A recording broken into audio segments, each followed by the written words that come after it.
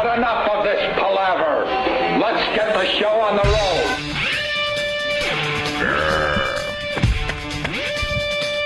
Let's get it out of the way. It's cold today. Blah, blah, blah. It's going to get a lot colder, though. Coldest day of the season until tomorrow. Coldest day of the year. That's what I hear. 22 degrees. Wind chill making it almost single digits today. Yeah, some people in the country are like, what? Wow. Yeah. If you're in Montana, I don't even know. It's probably warmer in Montana. Katy Couric and her new hairdo last night. I call it a hair Jones. Oh, gosh. Oh, good gravy. Am I the card? It's creepy because she's in her 50s and she looks like she's in college with her hair or something. I don't know what the hell she's doing with that new hairdo, but She's not going with the short, perky look anymore? What is she doing? it is short. Oh, it is? And I don't know. It's a haircut like college girls are getting. When do women have to opt for the old lady hair? You like, if you see an old lady with young girl hair, it's all creepy. Yeah. Especially if you see them from behind and then you turn to look and go, ooh, like a skull with long hair on it. We saw a lady yesterday on the walkover. She let her gray hair come in, curly gray hair, and I asked the guys, would you? And just about every one of us said, yes. No way. Even though the gray hair would be a little creepy when you get her naked, but the face was more than fine. And instead of dyeing her hair, she said, you know what, this is who I am. You could tell. She's like, this is who I am. And she let that gray hair come in. She was a looker. That's a tough one. There's Katy Couric. Everyone's talking about her new hair.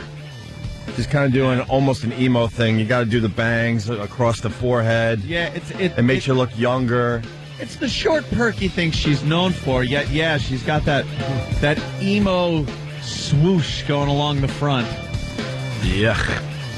But they were doing the roundup, the weather roundup yesterday, and wow. We should not bitch. And we're a national show because of our satellite radio presence. 22 is nothing. Maybe we could hear from our listeners. They were saying it was like, I don't know, like minus 20 in Dakota and all these crazy places.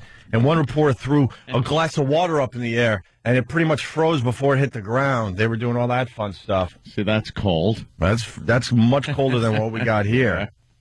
So we'll acknowledge it's kind of cold for us New Yorkers. Yeah. We're lame. We can't really handle the real cold weather.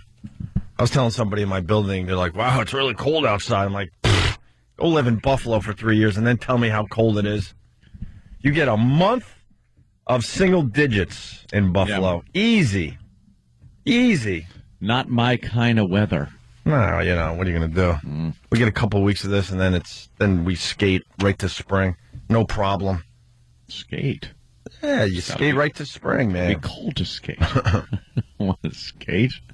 How's everybody this morning? I'm a little upset. Why? Adolf. Little Adolf. Oh, the kid. Feel a little bad. Yeah? They apparently took him away from his parents. Remember the story? They wanted to put Adolf Hitler, happy birthday Adolf Hitler, on a birthday cake. Yeah. Because the family had named their young son Adolf Hitler Campbell, I believe it was. Adolf Hitler Campbell. You get the nice American last name, Campbell. Yeah. And you mess up the first name. Look how adorable Adolf Hitler is. Oh, is he the cutest little kid? And they wanted to put it on his cake and denied. The supermarket they went to get it done and said, no, we will not put Adolf Hitler on a birthday cake. Okay, what the kid's name is. And it made the news, and now, a month or so later, maybe even longer, apparently the authorities have taken little Adolf Hitler and the sister also, I believe. Yeah, all the kids with the weird Aryan, German names. Young Aryan. Yeah. They've taken them away from the parents. But they're not saying why yet. I think when they went in the house, they found some little swastika quilts and things like that around the house. But they've taken them away, and they even fessed up to the fact that there were no signs of physical abuse. They were a loving family. This looks to me like they were taking their kids away for nothing but politically based reasons. And if that is indeed the case, wow. Wait, that little birthday cake kid? Yes, they took him away from his family. The But then- government felt it was time to step in and make a decision that perhaps he wasn't being raised in a healthy environment because of the parents' maybe political ideology. Well, they're not really saying. We're they- just all guessing at this point. I heard that one of the authorities that actually went in said that there was no sign of any physical abuse on these kids, that they had been well fed, well taken care of. Of course, they were a little upset with the swastika quilts. I believe James Gum had one of those. Yes. I just recently watched that again. And he had some swastika quilts. But, boy, that's kind of a weird situation, though. That's scary. If they start taking away for that. Obviously, that's pretty extreme. If you're a white supremacist, Nazi ideology, it is an extreme idea to have children grow up in that environment. But it's no different than some of these hardcore Muslims, hardcore Black Panthers raising their kids in hateful environments. But they take them away for different reasons. Perhaps they're emaciated. Yeah, we'll find out more. You can't take a kid because the parents are radical. No. They're not officially saying that. We don't know for sure. Well, they couldn't find any other reason. Well, And what a coinkydink if there wasn't some other reason a month later, over a month later, they find out, that there's a problem with these kids? well, the story bothered a lot of people, and I'm sure they started kind of doing some investigating, and they probably found some other things that they're not really telling us yet. We'll see. Yeah. I just say, bye-bye. Alex in Buffalo, -2 in Buffalo. See? -2 in Buffalo right now, and we're not talking wind chill. It's -4 in Detroit, Michigan. I think it's Right cold. now. It's cold in the day. It's certainly cold in the day, so 22 is nothing. Actually, it went down 2 degrees since we started the show. Now we're down to 20 degrees. Brr. Yeah. Not for me. For a little guy. Yeah. I just think we've seen our First Amendment rights now being thrown out the window. And Yep. I don't know. Well, everything will be better once Obama's in. Everything's going to be better. Right? I like the hope. I like the excitement. How many days, Stunt Brain? How many days? 5 or 6 days left? Yeah, we're down to 5 or 6 days?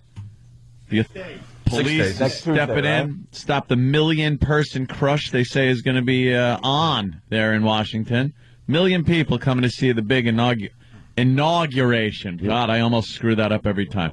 And a lot of people. Yeah, but they have a small problem they're worried about. They apparently only have 5,000 porta potties for 1 million people. Well, that's all right. I've seen some video on certain websites. People just go to the bathroom on the side of buildings and cars and things. I've been watching a lot of YouTube. It's pretty. Wow, is that nasty? Who's doing that? Oh boy, I've seen some inner city videos. Ooh, Jiminy Cricket. And why are they doing that? I don't know. I don't know why people on the side of other people's cars. They just rip down their pants, lean against someone's parked car, and just decide to let her rip on the side of buildings right there in public. Cars are zipping by. Because what? They need a place to go. There's no Starbucks in that area? Instead of maybe holding it until you get somewhere, or I don't know. To me, it's disgusting. It's uncivilized, and it seems to be running rampant because there's plenty of videos about that on there. And who turned you on to this one? Well, there's a certain website I visit every so often to keep up on things. Hey, boy, there it is. A certain website I visit. There was a news clip on there, or a clip there yesterday that perhaps we could get some sound from. There is a woman talking about how she went into a restaurant, rang up her and her friend, and it's on YouTube, rang up a tab for about $165 because she got some filet mignon and stuff, and had some drinks, and then she left, and with a complete seriousness on her part, left an $8 tip. Left $8 that she had left. And was not even looking like it was a problem. And then she bitched that the waiter came out and started yelling at her. You know, I work for a living. This is my job. You stiff me like that. She then went in and started bitching to management. She goes, if I didn't want to tip, I'd have gone to McDonald's or something like that. But I left him $8. It's not my problem. He can't afford things. I wanted steak. I couldn't. I could afford the meal. I just don't have to tip. And the arrogance coming out of this woman for not giving this guy $8 on a $162 bill. Wow. And it's a news clip. Oh, no. It was a YouTube video that was on a certain website that I had visited last night. And, wow. Just stunned at the, see, there is a tipping problem. Yeah. I don't know whose side I'm on. What? I tip good. I'm a good tipper. Dude, I'm a very good tipper, too. But I also, waitresses bug me, too. You gotta watch the video. You'll be on someone's side. Okay. Oh, you'll be on someone's side. It won't be hers. The arrogance. That screw you. I had enough. I had money in my pocket to get my dinner and my friend's dinner and the drinks, and that's all I'm entitled to have to pay. And she even said she got good service. And that's, she said it should be part of the bill. Part of the bill. Can we play the audio on the show or like what? Red Lobster or something? Yeah, she goes on a bit, so I'm sure it's going to have to be edited down. Yeah. But she goes off on certain parts where you'd just be like, oh, my God, I want to slap this broad in the face. What finally happened? Nothing. She just ends it by, I think, pulling her pants down in front of the camera and slapping her ass and saying, here's your tip. Really? Yeah. Her big fat ass, by the way. I remember one time I saw a waitress yell one time, and there was a couple that had left. It was a black couple, and she was really mad that they didn't leave her a tip. And she's like, you forgot to tip! And the guy had been coming back from the register because he had to get change. He's like, I was getting change. Oh, okay. Wow. Awful. Maybe she shouldn't have jumped the gun like that. Oh, Yeah, boy, that- this flying leap over the gun. I was in a diner in North Brunswick. Oh, was he not pleased? He and his lady friend were not happy. I bet that just brought a little more hatred on their part. Oh, yeah. That brought us another 20 years. All right, we're just getting warmed up. Our phone number, 877-212-ONA, 35, minus 35 tonight with the wind chill in Iowa for Kurt and the boys up there in Iowa. Wow. That's what you get for living in Iowa. And then the beauty of a national show. It's 51 in O-Town right now.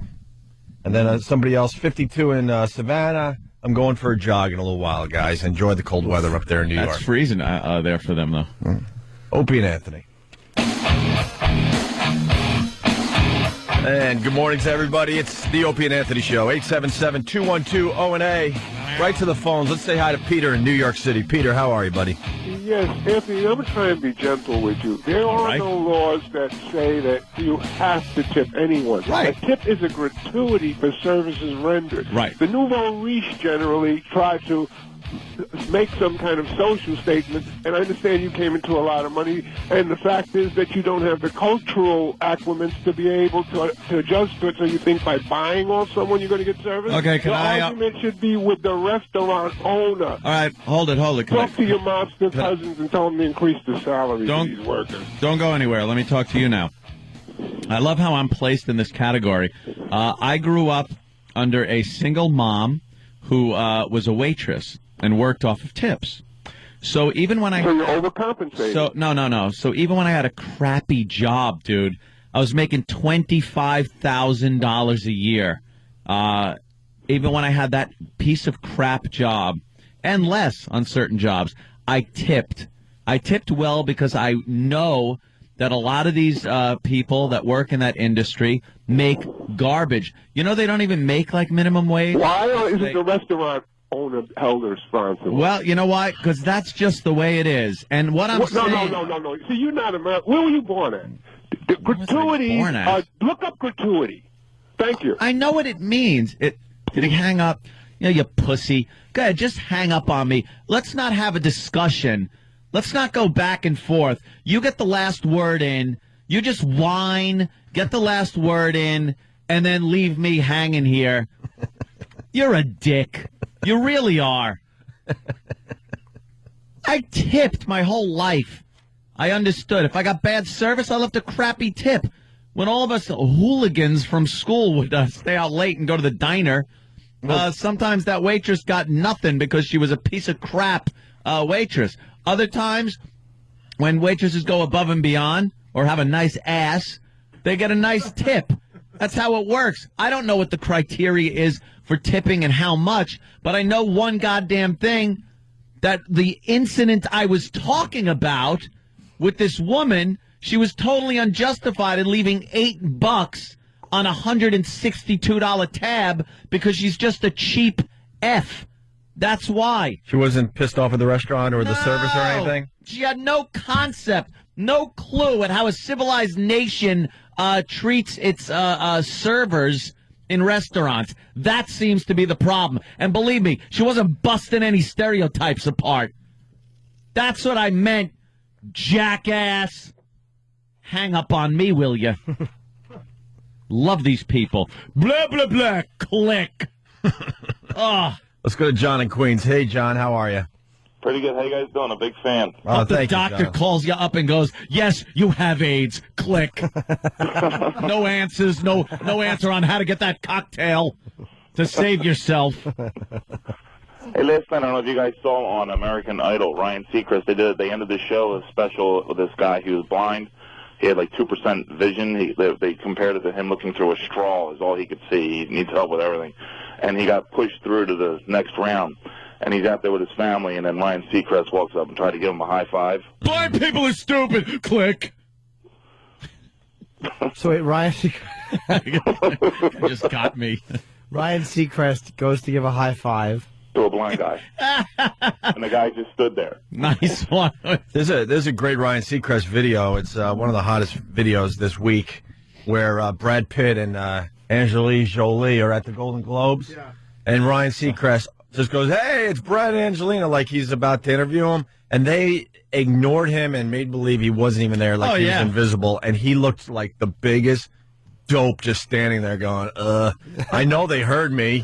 They obviously have a problem with Ryan Seacrest or the E! Network or something. Very funny video. Right twice. Once on that, once on the high five. Sitting there with his hand up, with dummy just looking at him. I hope he played it off by at least palming the blonde guy's forehead. That'd be a good one. Well, whatever. Yeah. Oh, no. He then grabs his... Oh, boy. And he's holding the blind stick and everything. Yeah. Whoever saw American Idol, come on in and help us out, because I couldn't be bothered with this show. I saw it, actually. All right, well, hold on one second. We're going to get to you in a second there, Danny. Let's go to John in Ozone Park. John. Good morning, boys. How you doing? Good, man. Hey, man. Listen, Anthony, you're 100% right. It's a crappy industry. There's a pizzeria in my neighborhood. He pays his drivers $15 for the night. And if those guys don't get tips, how do they make a living? Yeah, that's another thing. The delivery guys, whenever a delivery guy comes, I'll always tip that guy legit. Give him a good tip, worth the effort for, hopping out and bringing me food. That guy who said that nouveau... Sorry, hold on, buddy. Hold on one second, buddy. The guy who was talking about the nouveau riche thing, it's like when a guy delivers food to me, yeah, I'm doing well, so it's like I feel bad for a guy that's going to schlep out in rain and 10-degree weather to deliver a sandwich, so you always give him money. Yeah, always. The caller before was trying to make it seem like what? I try to make it myself feel better about myself. I'm trying to make myself feel good by tipping.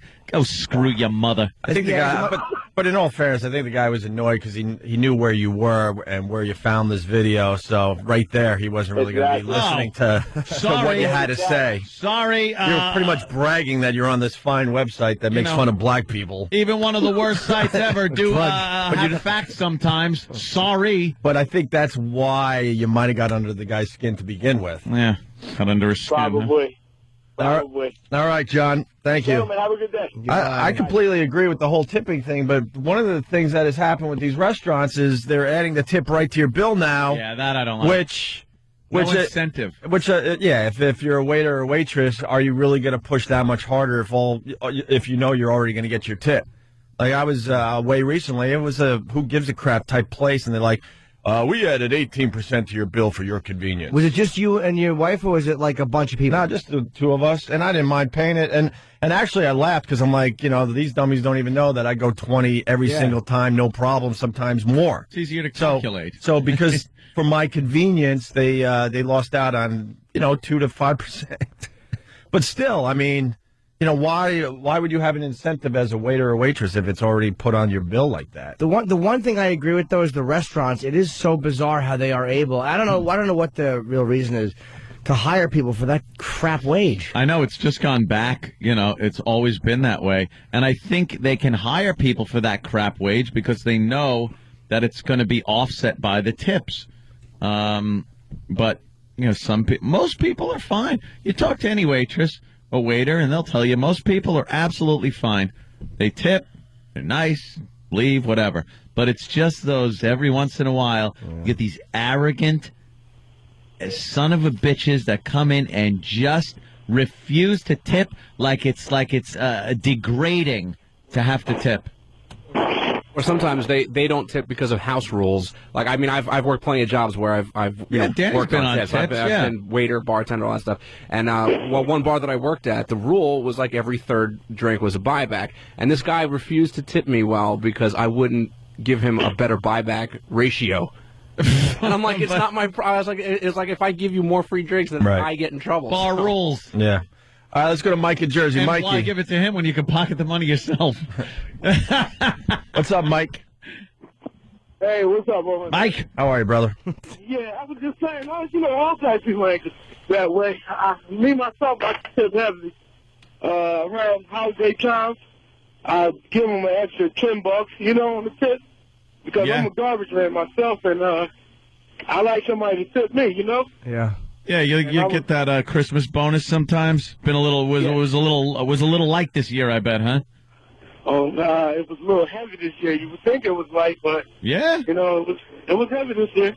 Tipping the garbage. People might have felt that times are bad. I tipped a little more on my doorman. I tipped at least what I tipped last year, and a little bit more in some cases, just because I knew that it was probably hard for them. And they probably got a lot of people thinking that way, too. They may have like bandits. Yeah. I'm definitely tipping more because of what's going on. Yeah, man. Subconsciously, I'm just throwing a few more bucks around. Dude, even bad service, I mean, for me to not tip, it's... I can't do it. The worst I can do. The worst I can do is to properly tip, which is 15% minimum on the bill before tax. Technically, what you're supposed to tip, I believe, is if the bill is like, I have $20, you look at it and say it was $17 before tax. You're supposed to tip, I think it's 15% on the before tax money. So that's the worst I can do. And I mean, on a terrible service. We had one in this restaurant one night, and a guy, he forgot to put the food in. He was a dick about it. It was waiting so long. We're like, you know what, forget it. He said, well, no, it's already here. Like, I want to strangle this prick. But even that, I tipped a little bit. I'll always take whatever the amount is, move the decimal one place over to the left, and double it. That's how I do it. Yeah, it figures out to 20%, unless it's under $5. And then, then you just throw them the $5. Something like that.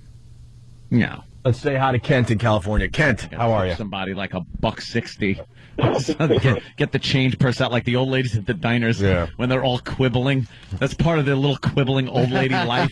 They all pull out the change, and you just hear it clink clanking, and there's pennies out. Oh, the waitress is just like, oh. Quibbling old lady life. Quibbling over a quarter. What do you got, Kent? Yeah, I ended up tipping a guy $3 in a $90 meal today, simply out of disgust of how he handled my money. It was you know how you do? They bring over the book, you put your card in, or you put, whatever cash you want, and he would take it back to the register, bring you your change. Yeah. So this guy's looking at me and my friend, brings over the book. I put my money in it, wait for him to come back, take it to the register, bring me my change. What he does is opens up the book, pulls out a crisp 100 I had just put in there, holds it up to the light right in front of the, entire restaurant, and then proceeds to pull out change from his pocket. That seems a little, that should be done maybe by the register or something. Yeah, I don't want everybody in the restaurant to know how much money I'm carrying around on me. Oh, or their Diamond Jim Brady with your 100. That's now going to be broken up, and you're going to get $10 back because it was a $90 meal. Hold on there, Rockefeller. Wow. Those people know you're waltzing around with $16 in your pocket. Living on Easy Street. I'll say this. I was in a bar being generous, and it wasn't exactly a great neighborhood. Yeah. Well, let me ask you, Riley. When did you have this? When did you have this meal? Because you said today. Did you say today? Yeah, it was dinner. Oh, so you mean last night, or? He's in California. I'm in California. No, I haven't gone to bed yet. Oh, all right. You're still like living Tuesday. Yeah, how can you go to bed? Yeah. That's so weird to us here in New York. Wednesday. The mattress stuffed with cash. Yeah, all that money to watch. What are you waiting for the banks to open? He's got $17.38 that needs looking after. Valet, could you bring my armored car up, please? I'm leaving. Hey, don't go to Vegas, man. They won't give you a security walkout until a half hour. Careful. All right, roller. Thank you, Kent. All right, take care, Bill Gates. Yeah, It's got a sound beating. No Hey, kidding. Kent. Is it really bent? All right, sorry. With that, let's go to Rochester. What are you booing for? That's what you get for a $10 tip. Nothing. Take your $9 and stuff it, pal. We go to Patrick in Rochester. Yes. Patrick, how cold is it up there? I miss you. Good luck following Rockefeller, Patrick. -2. What, Patrick? It's about -2. -2? Oof. Jeez. Yeah. Hey, Jim, I used to catch you at the cellar in 2000. Oh, my God. Well, we chased him. Never. Wanda Sykes was like the MC. Oh, yeah, that's right. Wanda used to host it. Yeah, she still goes on when she comes in. She was a black, sassy woman. She's very Who funny. knew? Wanda's funny, man. Yeah. I did want to give the perspective on. I'm a white guy, and I used to be a waiter. Yay. Oh, sorry. Sorry. I'm sorry. Just rooting for the home team. Go ahead. Look, I got really good tips off black people, just for giving them like normal service. Yep. Yeah. And it becomes sort of a self-fulfilling prophecy where if they could probably sense that the waiters are a bit racist sometimes. Why, when they throw the food from across the room? Hell of an accusation. Y'all catch? Well, you go back in the back room, in the smoking room. They're like, "Yeah, I got a black couple. What do they order? Fried chicken, watermelon." Ha ha ha. I mean, I think a lot of customers can kind of sense when they get a bad waiter. Yeah, maybe. I'm sure there are. Okay, that's it. I just added nothing. All right, thank you. Let's go to Malik in Asbury Park for the black perspective. Malik. Yo. What are you laughing at, Malik? I was laughing at the last dude. What's up, fellas? How y'all doing? Hey, man. All right. He's basically saying black people will tip more if they get good service because they usually expect bad service. Yeah, it's true. Yo, listen, and you got to get off that, man. It's a stereotype. Listen. Yeah. If I call in an order and I got to go pick it up, I still tip the waitresses, and all they got to do is just take their sloppy white ass to the back and go get my food. I still give them a tip. You know what I mean? I tip for takeout, too, yeah. Yeah, you know what I'm saying? So that's just the stereotype. Now, you still got some, bum-ass people that don't leave tips, but that's across the board. It ain't got nothing to do with, race, color, nationality, whatever. You know what I'm saying? You just got bum people across the board. Why do you think that stereotype is so prevalent, though, that black people don't tip? Well, I think at one time it could have been a high percentage of black people that didn't tip because they may have, like the past caller said, they might have felt some type of way going into a restaurant. Like, yo, why we gotta sit in the back by the kitchen? You know what I'm saying? We gonna give him a bad tip. You know, we ain't gonna get no tip. But now, man, them days is over, man. Everybody's tipping. And if you ain't tipping, you real bummy. Real bummy. For real. Yes, On the real, yo, if you don't tip America, O&A listeners, you a bum ass. Well, now with Obama in there, it's going to be embarrassing for the President of the United States if people don't start tipping better. People of color Well, now don't since start he's tipping. president, I ain't tipping. And now you're not tipping. Only a few more days left, Malik, and you're on Easy Street.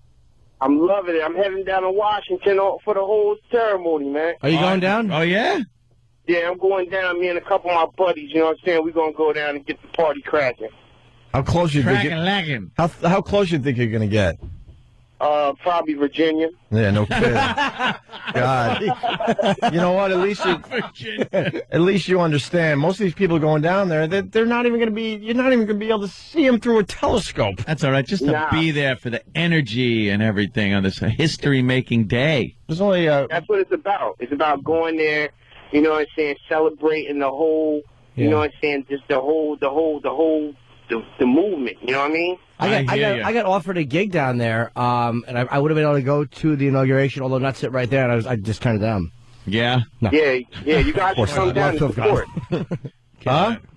You guys should come down and support, man. It's going to be a beautiful thing, especially you, Ant. You know something? Funny enough, I will, I'm going to hop a plane that day and wing on over to France. Hold on. And he's not being inaugurated in France. Exactly. I'm Yeah, kind of definitely, excited. but There's an excitement in the air. Yeah, man, I got to be Is honest. there Some hope in the air. Is there some hope in the air? People haven't felt like this toward a president in a long time. JFK, man. Yo, tell me Maybe about it. JFK. We weren't around for the JFK, so we don't even know for sure. I've heard enough people. All the other talk about presidents it. we've had in our life, there wasn't excitement like this. In our lives, no. But JFK, the way they talked about him, they were like, there was a weird hopefulness. People just, because he was young. Right. You know, people just had this vibe for him. It's the time, too. I think if any young guy got in there, there would be this hopefulness. Or Plus he's even black. when Bill Clinton got in, his whole basis, his platform was based on hope, you know? Yeah, but with Bill Clinton, it was kind of different, though, even though he brought that sense of hope. With Obama, I mean, even the people he got performing, do you see the performance list? He don't got, like, Crosby, Still, and Nash and Bob Dylan. He got, like, Will.i.am. You know what I'm saying? Kanye. I mean... Oh, boy. I know Chappelle is doing something down there. Dane Cook are doing shows. Cook. Yeah, it's the man of the people, Ed. You got to get on board now, man. He's never going to be on board. Who are you kidding? I'll be on board. The QE2. That ain't happening. Listen, I kind of know how you felt, because when I went to your virus show, yo, listen, bro, I was there for 5 minutes. Literally got out of my car, and some dude walked up to me. It was like 3 white dudes. They was like, yo, let me shake your hand. I'm like, for what? He's like, I can't believe you're a black person at an O&A show. Hilarious. Let me tell you something, man. It was almost about to be real violent at y'all show, man. And my man just looked at me like, yo, be easy, be easy. So I know how you feel, man. Well, I was about to shut your show down, man, for real. Like, yo, Nah, you don't have to worry. Whitey don't do it. We got an occasional crazy white guy, you know, of course, that might think differently. But for the most part, Whitey just sits back and takes it. And, you know, we'll see what happens. Well, while a lot of black people are interested in the hope in the air, the energy, the inauguration, a lot of white people are interested in their portfolios, their jobs, and things like that. So I just hope the guy can pull that off and appoint a cabinet that helps this lousy economy, gets our soldiers home, and you know, does a good job as president of the United States. I don't care if he's green. Yeah, I hope he does a good thing, too. But, yo, the reality is that, yo, he got 8 years to clean up, man. So you already gave him another 4. I don't know about that 8. We'll have to wait and see. You already gave him 4 more years. Wow. There's excitement and hope going into it. We'll see what happens in the coming months, the coming year or two. I hope he does well, because then whoever runs against him is going to have an easy time. They're going to run on the platform. What'd you expect? All right, Malik, we got to let you go today. All right, buddy? All right, fellas, have a good one, man. right. Hey, yo, Jim, I'm going to be down at the Borgata to check you out on January 18th, too, man. Oh, come up and say hello, man. Nice. When is Yeah, I'll holler that? at you, man. you're I'm- on. I'm- You Yeah, gonna no come? doubt, man. I'm going to come holler at you, man. Yeah, you should, man. Come up and say hello. You're on Thursday? Yeah. No, Friday, Saturday, Sunday. Oh, Friday, Saturday, Sunday. So Malik, I'm going to be down there too. Hello. Click. He's going to get his boys. Oh, no. So One more on tipping, then we'll take a break. Wouldn't mind meeting Malik. It'd be kind of cool. Yeah. Paul in Jersey, how are you? I'll leave him a ticket or tickets for him and Hey, his how's friend. it going? What's up? First time caller. Yeah. I actually go over and I travel a lot, and I actually got kicked out of a restaurant for tipping. Really? Do yeah. tell. In Japan. Okay. In Japan. The hand can be used like a knife, but not on this tomato. The ginsu. Remember that? In Japan, Yeah, then you see a guy like putting his hand on his wife's throat. See, it doesn't work here either. Yeah. In Tokyo, I had actually, because I'm just used to tipping, and I tipped, and they got extremely offended because you're now basically going over and saying they're not doing their job. Yeah. And they asked me to leave. They're screwed up over there. Wow. How are they saying They're you're offended by tipping? Yeah, like you get a bill. You get a normal bill. You go over, like you said, 15, 20, sometimes more, depending on the service. I just left the regular tip. The bill was like $100. I left like 25, and I was walking towards the bar to get a drink, and the waiter comes over, and I didn't understand what the hell he was saying, and the bartender who spoke English said, "You left a tip? Why did you leave a tip?" And I found out that American, they looked down dummy. right, exactly. Yeah, well, they look down on it. Well, They didn't look down on it over there. So weird. But it is weird. It's a weird cultural thing. But don't people realize, like, hey, look, I'm an American. It's a custom there. It's not done to be. Yeah. Don't people ever look at the motives? They just get mad. I don't understand it, but I mean, I just thought I would chime in. Ed, you're from... Get a Godzilla Godzilla. Wow. I almost said Godzilla contest. Yes, you almost said certainly something did. else. Yeah, it sounded like something else the way it came out. But Well, he called me Ed. Go ahead, sir. No, not Ed. yeah. I know. No, ED. Oh, good. Yeah. All right, no, just chime in. Sorry, buddy. Whatever. I thought he called me Ed. All right, Paul. We're going to regroup Not here. like he's dumping the tip out of the Enola Gay. That might anger him. I didn't even get Here's your tip, fella. Open Bombay doors. All right, we'll move on from tipping. Get into some other things. American Idol, I guess. People are talking about this blind guy. And a few of the guys around here saw American Idol last night. We'll get into that for a few minutes. Also, more phone calls, 877-212-0&A. You're checking out Opie and Anthony. I guess I got to acknowledge all the Ranger fans out there. Ugh. Well, I had a hockey game to watch last night.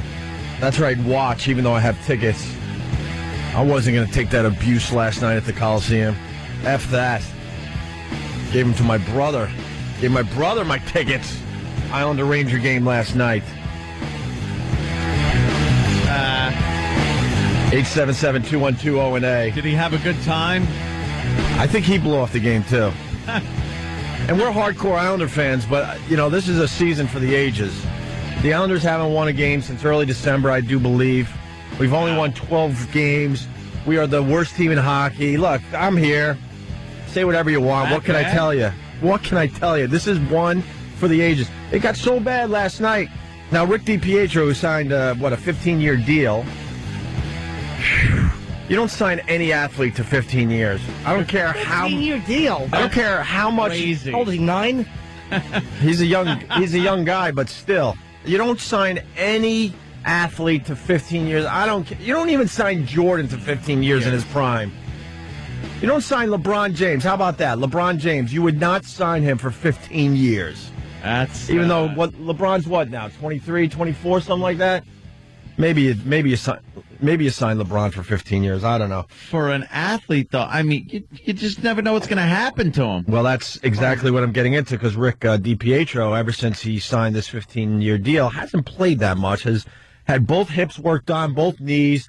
He came back after sitting out most of the season, and there's swelling at his knee, so now he's sitting out again. They're trying to figure out why his surgically repaired knee is swelling. So then they had to bring up surgically repaired. then they got this McDonald guy who's is average at best.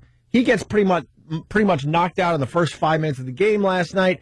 They had to bring in a goalie that they called up from the minors, who's only played in 9 NHL games. And he had to play the game last night, and he did well against the Rangers. It was 2-1 Rangers in the end. But the goalie coach for the Islanders was actually searching around for freaking pads and equipment because he might have to go in the game last night. That's how pathetic the Islanders have become. Are you kidding me? And it was more than joking. They're like, if this guy goes down, we officially don't have a goalie to bring in. So the goalie coach himself, who, what's his name? He only retired a couple years ago. He's like, we might have to scramble, get the league on the phone, and I might have to sign a 1-game contract so we can finish out this game tonight. God. It never got to that point because, I don't even know the guy's name. He did all right, and he wasn't injured or anything, but that's how pathetic the Islanders are this year. Wow, that's amazing. How'd they get in such bad position? Say Fast Freddy and everybody laughing. Well, it's a rebuilding year. Fast Freddy goes, Rick DiPietro has only played in 4 games. They're paying this guy a bloody fortune. 15-year contract. Wow. He's a talented guy before he started getting all his surgery, so we are so effed. No one's going to want Rick DiPietro in the end. No one. That's rough. Well, I mean, hardcore fans understand that we were going into a rebuilding year. So you just go, all right, that's what the teams tell you, so they get people in the seats. Like they lower expectations. Look, it's a rebuilding year. Enjoy seeing the young players. Yeah, but rebuilding year doesn't mean you don't have enough players. Like, how do they? They're having problems with their goalies, man. So Rangers 2, Islanders 1. Congrats, blah blah blah. There you go. What can I tell you? Only 1 goal though. That's I'm dying over here. Kind of impressive for some rookie in there. As long as they played fair and no one got hurt. That is, when all is said and done, that's what's important. Yeah. I think they should keep score. And that's why I didn't watch American Idol. People are watching this damn show. I gave up on it a couple seasons ago. It's the people that still, they're like hypnotized. They're like zombies when they go to the mall. Yeah. It's just one of those things they have to do every year. American Idol comes on, they just must sit in front of TV and watch. It's been ingrained in people's heads to watch this drivel. Mm-hmm. It's enough. I premiere episode, I couldn't be bothered. But that's the fun episode. You get to meet the new judge. They get the goof factor, get all the awful singers, and make believe that they actually have a shot. Why don't they just tell us that, look, we're doing this because it's a freak show, and you'll enjoy how awful these people are, instead of taking it like they might have a chance and they were invited into that room because they had some kind of talent to begin with. Well, how about they just have one special one night where it's all the goof people. So if you want to see that, get it out of the way. And then in the meantime, during the real show, have real singers. Yeah. And the people that, so you can kind of get some sympathy for some of these people in the long run. Right. And it's not just a cavalcade of morons out there. Right. And then by the time they get down to maybe the top 20, you really do kind of know all of them and have this weird attachment to them. And instead, they parade hundreds of these jackasses in front of the television. I've had it. It was fun at first when they did that, but now it's like you expect it. And by the way, I was trying to keep it vague. I know it's Mike Dunham. Mike Dunham is the goalie coach for the Islanders. He used to play for the Rangers and the Devils. I knew that. I'm just keeping it vague. I recognize so for about 10 people that care, it's Mike Dunham. For the rest of the people out there, they kind of understood what I was getting at. All right. Thank you, because it's coming in like crazy. You can't read anything else on instant feedback. Like crazy. What do we got as far as American Idol goes, Sam? I hear we had some kind of deep voice guy and some blind guy. Is that the big get yesterday? Well, yeah, they were. Remember last season they had a deep voice guy too. And no, I don't. We played a lot of clips of him. Oh, did we? Yeah. All right. But yeah, this season one of their big freak shows last night was the deep voice guy. Was it fun to listen to and see? Yeah. Yeah. All right, we got a clip of. What is deep voice guy? His singing voice? Very deep, like swing low. But his speaking voice is freakishly deep as well. Oh, okay. The whole package. You're my first, my last, my everything, and the answer to all my dreams. You're my sun, my moon, Andy sucks. my guiding star. I picture this being the voice Patrice thinks in. That's what you want. Sounds like he should be saying, and I would like some of that cornbread your wife makes. Wow. I don't know if Sam put the clip on there, but like after he was done singing, Simon had to ask him. It's on there. Yeah, like if he understood why, he shouldn't be in this competition. Elijah, can I ask you a question? Have you ever seen this show? Yes, I've seen it. You've heard this? Oh, he does know. Yeah. All right. And you are aware what the purpose of the show is? Yeah, I'm aware. Okay. All right, I just wondered if you turned up on the right show or not. Dude, man. I mean, that was like something out of a horror movie, Elijah. I mean, seriously, I've never, ever heard we've never anything heard like of it. this. You just gave me an idea. You could do voiceover work. Yeah, yes, Why not? yes. Like for, movies that have monsters in them. Stop with the whole, what were you thinking? Yeah. You brought him into the room to make fun of him, so you should at least say that. Look, these are the guys that are just so awful, we had to put them on TV for you. What was the screener thinking? What do you think? Tens of thousands of people that show up at these auditions go before the judges that are on TV? Yeah. No, there are screeners that screen the people. First they go, all right, we're splitting this crowd in half. You guys are gone. I don't care what you sound like. You guys now are going to start auditioning. That's how it works. What? And then they go through, what? Don't be so disappointed. And then they go through it, and the person who auditioned this guy decided, all right, he's going to be the goofy guy. So it's not what were you thinking. It's what was the paid employee thinking that shoved him in front of these judges. They have 1 million judges, too. Yeah, the show makes it look like they're sitting there for 80 hours straight, looking at every dope that went to the Coliseum. You think they're going to sit there? There are 10,000 people? Oh, man, they're screening the hell out of these people. Those judges probably sit there for maybe 4 hours, I would guess. Yeah. Maybe. I thought that's why Simon was so crabby, because he has to sit through so many. 10,000 people made him a little brash? Yeah. Only 8,527 to go. Hoping to get out of here by Tuesday. Jesus. Mm-hmm. Oh. Here's the big get, as Sam writes here.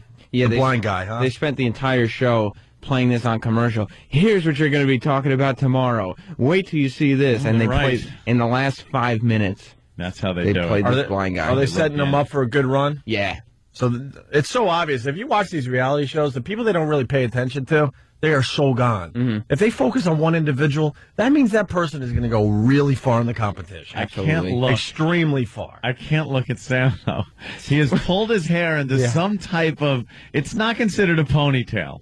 Well, no, because... Is there elastic on that? Yes. Okay. And his afro is now pulled back where it is looking like a conjoined twin. You don't have a ponytail. It's this puffy thing on the back of your head. It's a tumor. It's not a tumor. You finally got brave enough to come in with that look. Well, that's...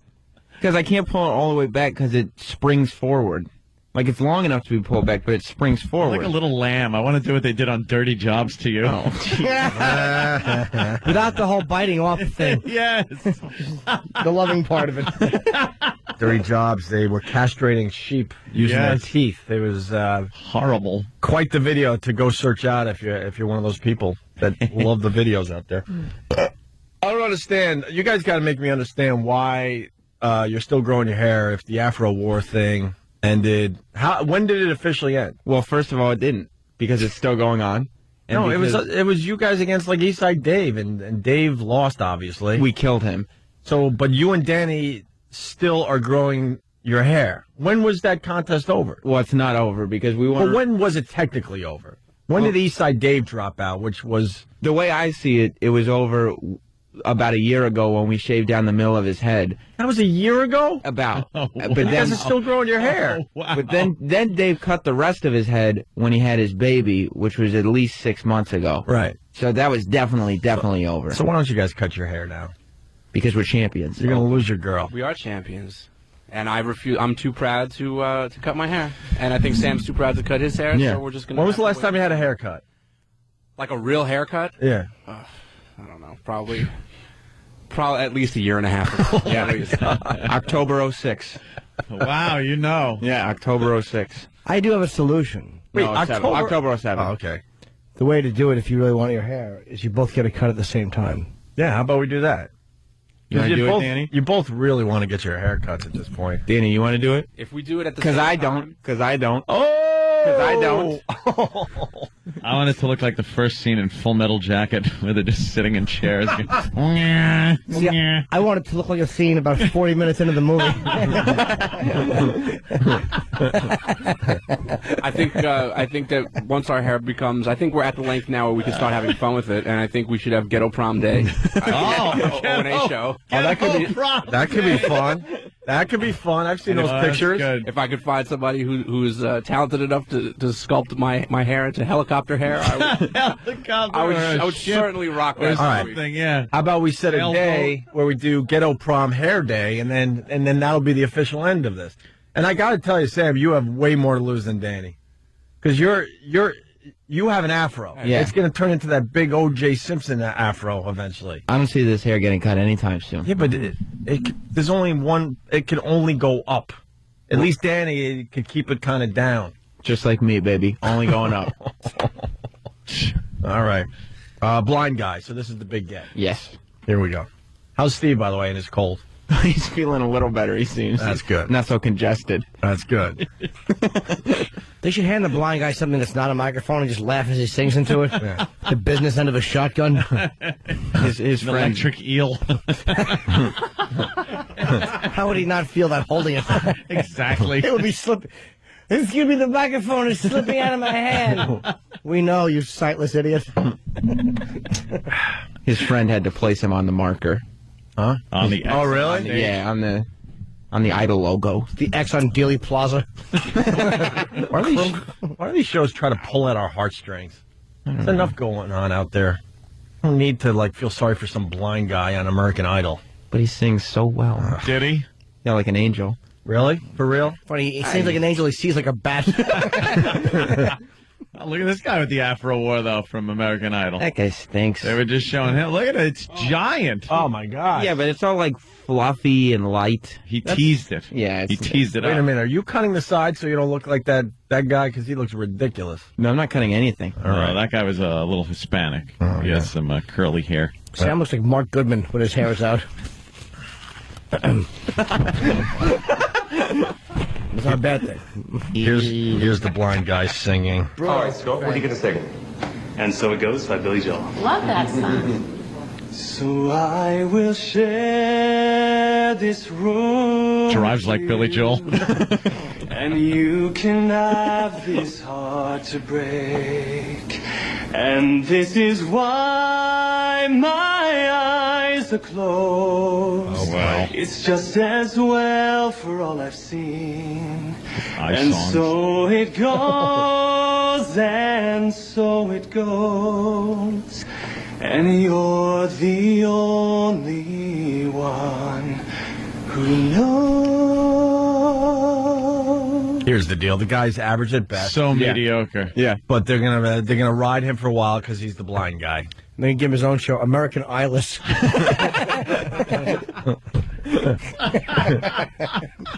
They were playing his montage video and talking about how hard it was for him to learn how to play piano, because he plays piano as well. Yeah, Stevie Wonder did it. Go talk to Ray Charles. Charles. Absolutely. He did it. Shut up. When you don't have your sight, the other senses are acute. Blind guys are great They're at tuned in. instruments. Look at Jose Feliciano. That's right. He's not totally He could do a blind, lot though. worse. He's got 2%. That's blind. I don't care what anyone says. I think he said yesterday that he could only, playing the piano, he could only see the width of one key. That's blind. Yeah, if you could only see one key. I mean, come on. Let's go to Jazz. Well, can he play more than one key, or does he play like plink, plink? This guy stinks. It's a long pause between every plink. He finds the next note. Jazz, what do you got? Hi, yeah, guys, if you bring up the video at the very end, what happens is Ryan Seacrest, he puts his hand out, he goes to high-five the blind guy, and nothing. It takes about 2.2 seconds for him to realize the guy's not going to high-five him back. Oh, that's beautiful. Rude. Why would they keep that on the show? Well, because then it was very cute. He said, and I'm giving you a high five now. And then they picked up his hand for him, and they did the high five. Yeah, somebody actually his little. Oh, punching out. All right. Yeah. And here's the judges. They love Scott, but won't mention that he's blind. Why? I don't know. They ignored the fact that he was blind while he was in there. But that's the only reason he's on the show. Leading up to him, they kept mentioning it. Because this guy has no chance of winning American Idol. I love your voice, especially when it goes into the softer tones. I like you. I think you're very talented. Thank you. Thank you so much. I'm going to say yes. Yes. Thank you so yes. much. I like you. I'm going to say yes. Thank you. Paula? Absolutely yes. Scott?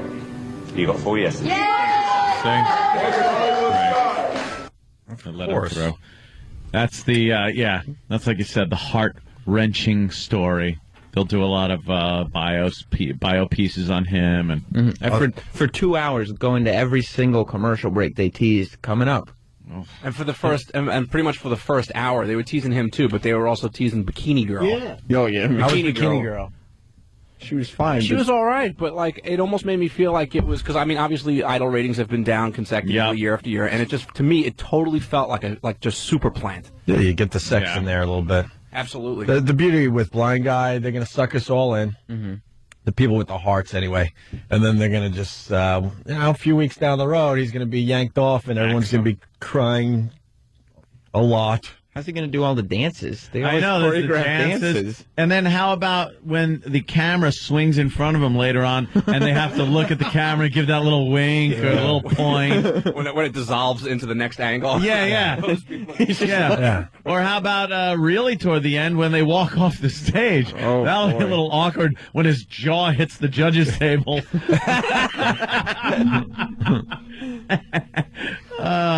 They should just have him stand there and try to figure it out live on TV. Well, they should put him in they should put him in a pink tuxedo with green shoes. Right. Really make a fool out of him. I am a douche written on his shirt. Yeah, we're not going to be sucked into this blind crowd. No. Exactly. It's a show off. Yeah, we know what they're trying to do to us, and we're not buying into it. Exactly. He's got it whatsoever.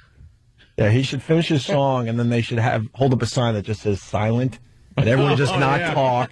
Hey. And then we at home are just extremely uncomfortable as the blind guy tries to figure out what the hell's going on because he can't hear anything. Just cocks his head and tries to hear things like a dog hearing a whistle.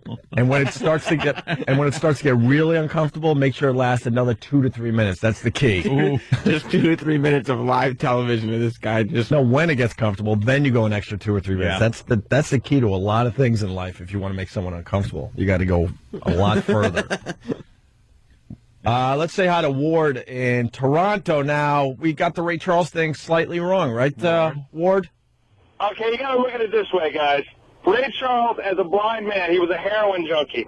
So that means as a blind man, he had to obtain heroin, take the right amount of heroin, put it in a spoon, take a lighter, cook the heroin in that spoon in the right consistency, inject it into a syringe, tie himself off, find the vein, inject himself with enough heroin to get high without overdosing, and then untie himself. Playing the piano, not that freaking impressive. No one was saying Ray Charles wasn't very talented. That's why Ray Charles is brilliant, though. Yeah, this guy makes a fine point. Yeah, Ray Charles was a heroin addict for most of his life.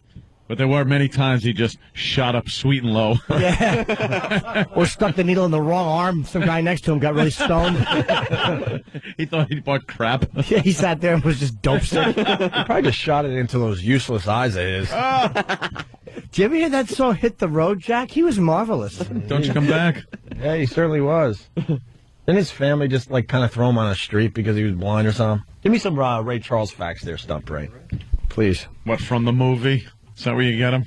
Jamie Foxx. Jamie Foxx went from becoming some hack horrid comic that was in crappy movies and bad sketches to Oscar-winning actor and singer, and that's all he does now. Maddie in Toronto.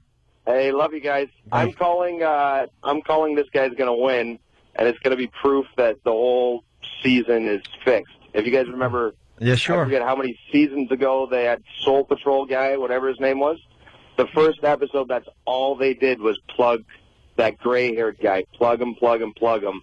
and they wrote him all the way to the end, even though he wasn't the most talented person. Matty, it makes a much better story to kick this guy off the show.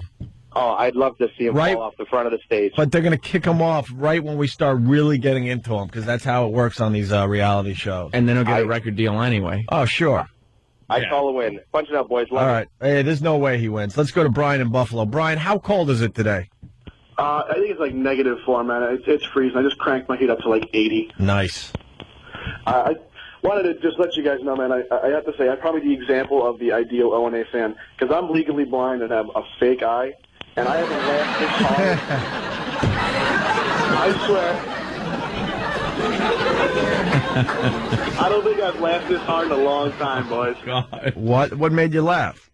Just, I mean, you guys are freaking hilarious, but just the blind stuff, I mean, you know, Anthony, you, Jimmy, I mean, it's funny stuff, and just, I hate the people who call up and complain about, you know, people ripping on, you know, blind people or whatever disability. I think it's hilarious, and that's just awesome. What happened to your peepers? Cancer. Oh, my God. Cancer of the eyes? Yeah, How does the doctor come out and tell you that one? And how did no one tell you that you were smoking incorrectly?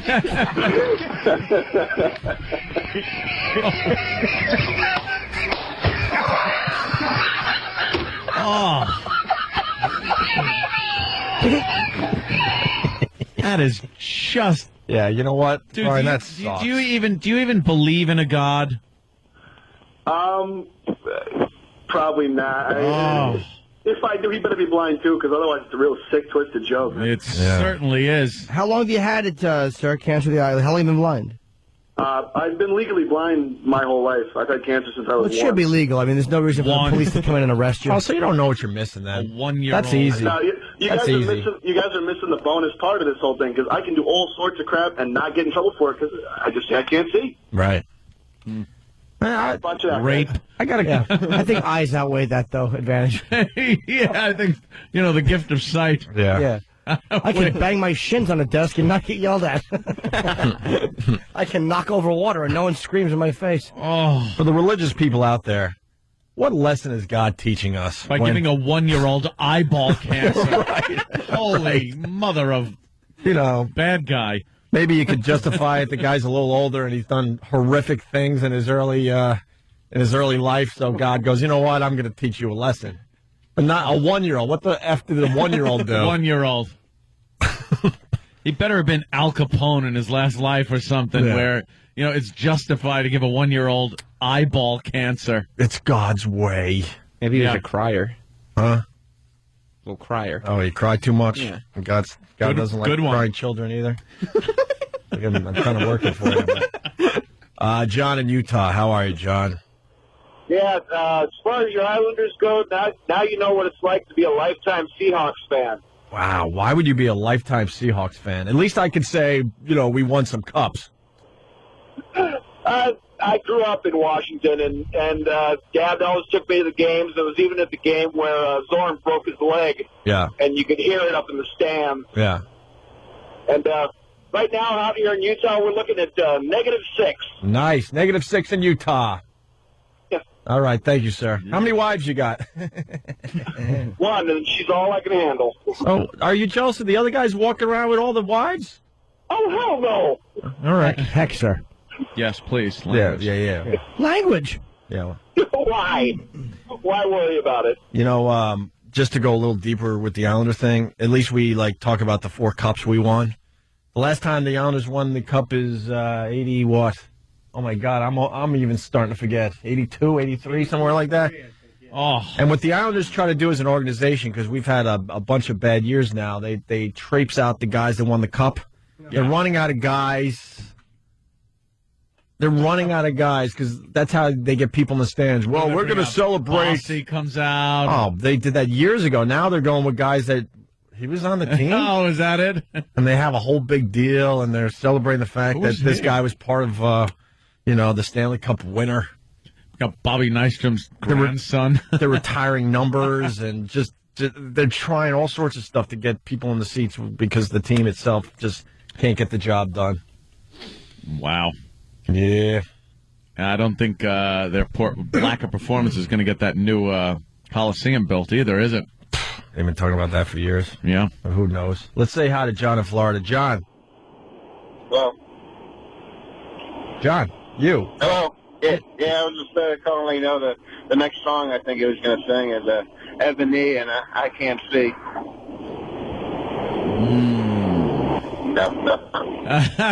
Be more funny. I didn't hear what you said.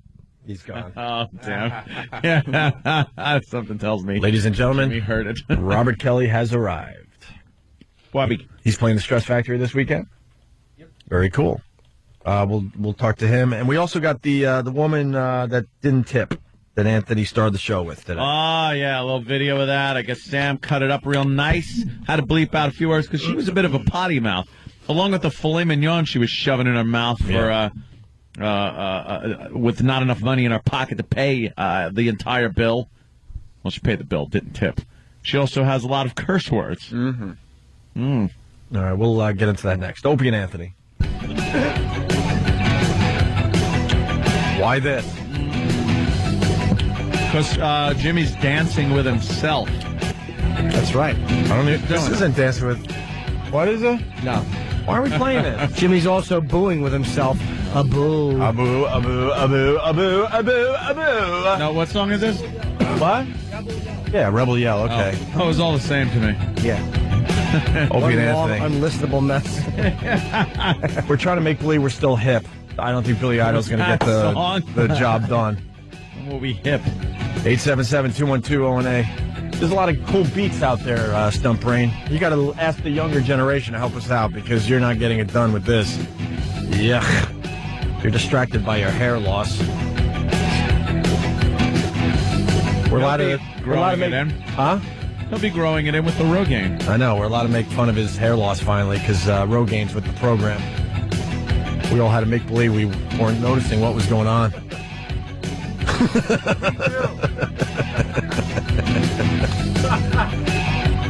He makes me feel like I have a full head of hair. Oh, my God. Could always be worse, right? Someone asked if my wife was born when the Islanders won the Cup the last time. Huh. And the answer is barely. Little infant? Barely. A toddler? Yes, barely. Barely born is the answer to that question, which puts a lot of things in perspective. My God, why am I following this team still? 877-212-ONA. It's Robert Kelly, everybody, from robertkellylive.com. Hey. Going to be at the Stress Factory, huh? Yeah. What's up, man? Good to see you guys. Good to see you, Bobby. How was your holidays? Good? Yes, Bobby. How was yours? Mine was good, man. Yeah. It was Did you do the whole family thing, or were you gigging like Rich Voss? No, I went to Aruba for till the day before Christmas, and I actually got on the night before I left. I found out that half my family was going to be in Aruba because I me and my wife are big mouths every year. We're like, yeah, we're going to Aruba. You should go. It's great, but we don't mean it. Yeah, they took you up on it this time? Yeah, and my uncle, my aunt, my other aunt, and her kid. And literally, I get to the beach, and I fall asleep with me and my wife. I fall asleep on the beach in the sun. I wake up to my foot being tickled. My uncle crawled on the sand up to my foot and tickled it. And I woke up with a and then he's like, hey, your foot tickled your hair. I was like 13 all over again. I was going to say, at least you finally know who touched you as a kid. No, I don't know that. You don't know yet? Not yet, but somebody definitely. Yeah, the stuff I look up on RedTube, somebody definitely touched me. Why RedTube? That's all the porno. That's all the porno. Oh, because you're watching all the porno, it makes you think that you were touched as a kid? So okay, that's what I'm watching. See, years ago... Yes. Now, years ago, we probably would have made some kind of a them rolling you back into the water joke. But we can't do that anymore. You remember when you were a big fat mess? We could have made that joke. I think you kind of just did. But you ruined it by losing so much weight. And now even more weight. And he's got getting like sporty clothes. He's reached the point now where he feels, now I could shop for this body. Now you're shopping for your body. It looks good. I like the jacket. Thanks, man. Like kind of a military look to it. It is funny that now I'm at the point of losing weight where the accolades aren't coming in. Yeah. Now I suck. Now it's expected. Now they're mad at me. Like people who I was their barometer. I was their fat barometer. Yeah. As long as I don't get as fat as Bob. And now, they're like, oh, Yeah. you suck. You screwed it all up. Oh yeah. People actually said to me that they like me better fat. Like the same people going, dude, you look great. Now they're like, dude, now you're different. There's some people are fat and they lose a little bit of weight, and everyone goes, you look great. Right. And meanwhile, they don't look great. Yeah. They just lost some weight. Right. And you took it to the next level where now you look like a human being. So it's upsetting to people because you did it. Yeah. You completed a mission. Way to phrase it, Ant. I still like making fun of Bobby being fat, but he's not fat. Sucks. Now it's. I'll be back. I'll be back. You think so? You'll be yo-yo? You'll be back as fat guy? Because it's all about the maintenance. I think this is so good for you mentally. Yeah. That you'd have a very hard time going back. Yeah, but if one good thing happens to me, because that's what happens with the addicts. Oh, right. We work so hard to get somewhere, and as soon as we get there, we just enjoy it. Yeah. And so if I get a TV show, if I get something really cool, you'll see me at the craft services over a couple months, and then then they'll have to write into my character that I got some type of thyroid condition, and I'll just be a fatso. Like, did you see that teen thing on VH1? Confessions of a Teen Idol? Oh, yeah, I watched that crap. I watched it a little bit. Is it the worst thing you've ever seen? Why is it the worst thing you've ever seen? Well, I mean, from being in the business, you look at that and you're like, these guys were massively huge. The guy from Fame? I don't remember. Which guy? I didn't watch Fame, so I don't know. I didn't recognize or know that guy. Show or movie? The show on TV. The guy who played something Donlin. The guy could sing, dance. He was a triple threat. Triple threat. Sing, dance, act. Gorgeous.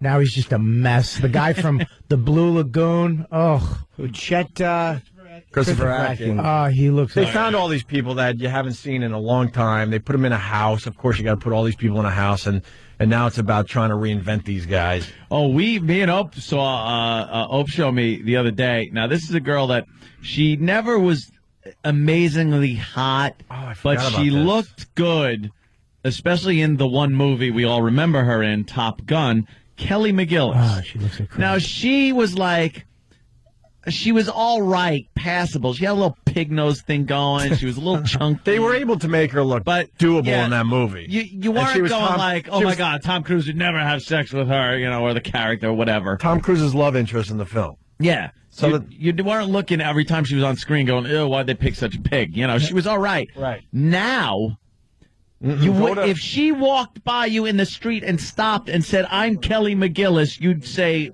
you're full of crap. She now is just a dykey thingy. I don't know what it is. You're not going to believe it's the same girl. We can maybe do a split screen on onaradio.com. Danny's trying to find the picture that we saw the other day. One of the biggest changes I've ever seen in a human being. Yeah, absolutely. Looks like Obama. Oh, that was Obama. Okay. Yeah, keep going down. Keep going. Scroll. Just scroll. I love a site that has named that butt. Why Little not? games on the site. Yeah, they show a butt and you got to name it, and then you go, oh, I got it right. Hey, as we try to find the picture, we'll go to Jared for a second here. Jared in Boston. We got Robert Kelly in studio. Hello. I'd like to remind people that while he may not be fat Bob Kelly anymore, he's still stupid Bob Kelly, you big lug.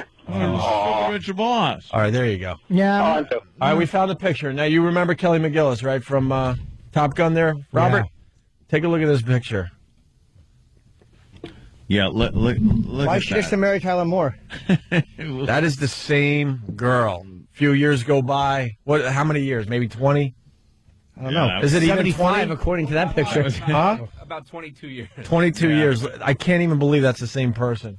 And Tom Cruise is still the handsome leading man. He looks like it's 2 weeks ago. It's hysterical. It's just the word. Them bitches do have it hard when it comes to Hollywood because once they hit the wall, that is it. It's over, Johnny. They get a few years where they could play a mom. Yeah. To some new snot-nosed bitch that's going to be a piece of crap in a few years. And then these guys, look at friggin' Indiana Jones. Holy Jesus Christ, he's still, making movies. Dude. Tom Cruise, Brad Pitt. Oh. Brad Pitt is no kid. The guy, as far as, 42. being a chick goes, if a chick started in Hollywood the same age he did, it's very difficult for them to keep that rolling for as many years as he has and still be the sex symbol. Right. I'm distracted because what are you doing, Robert?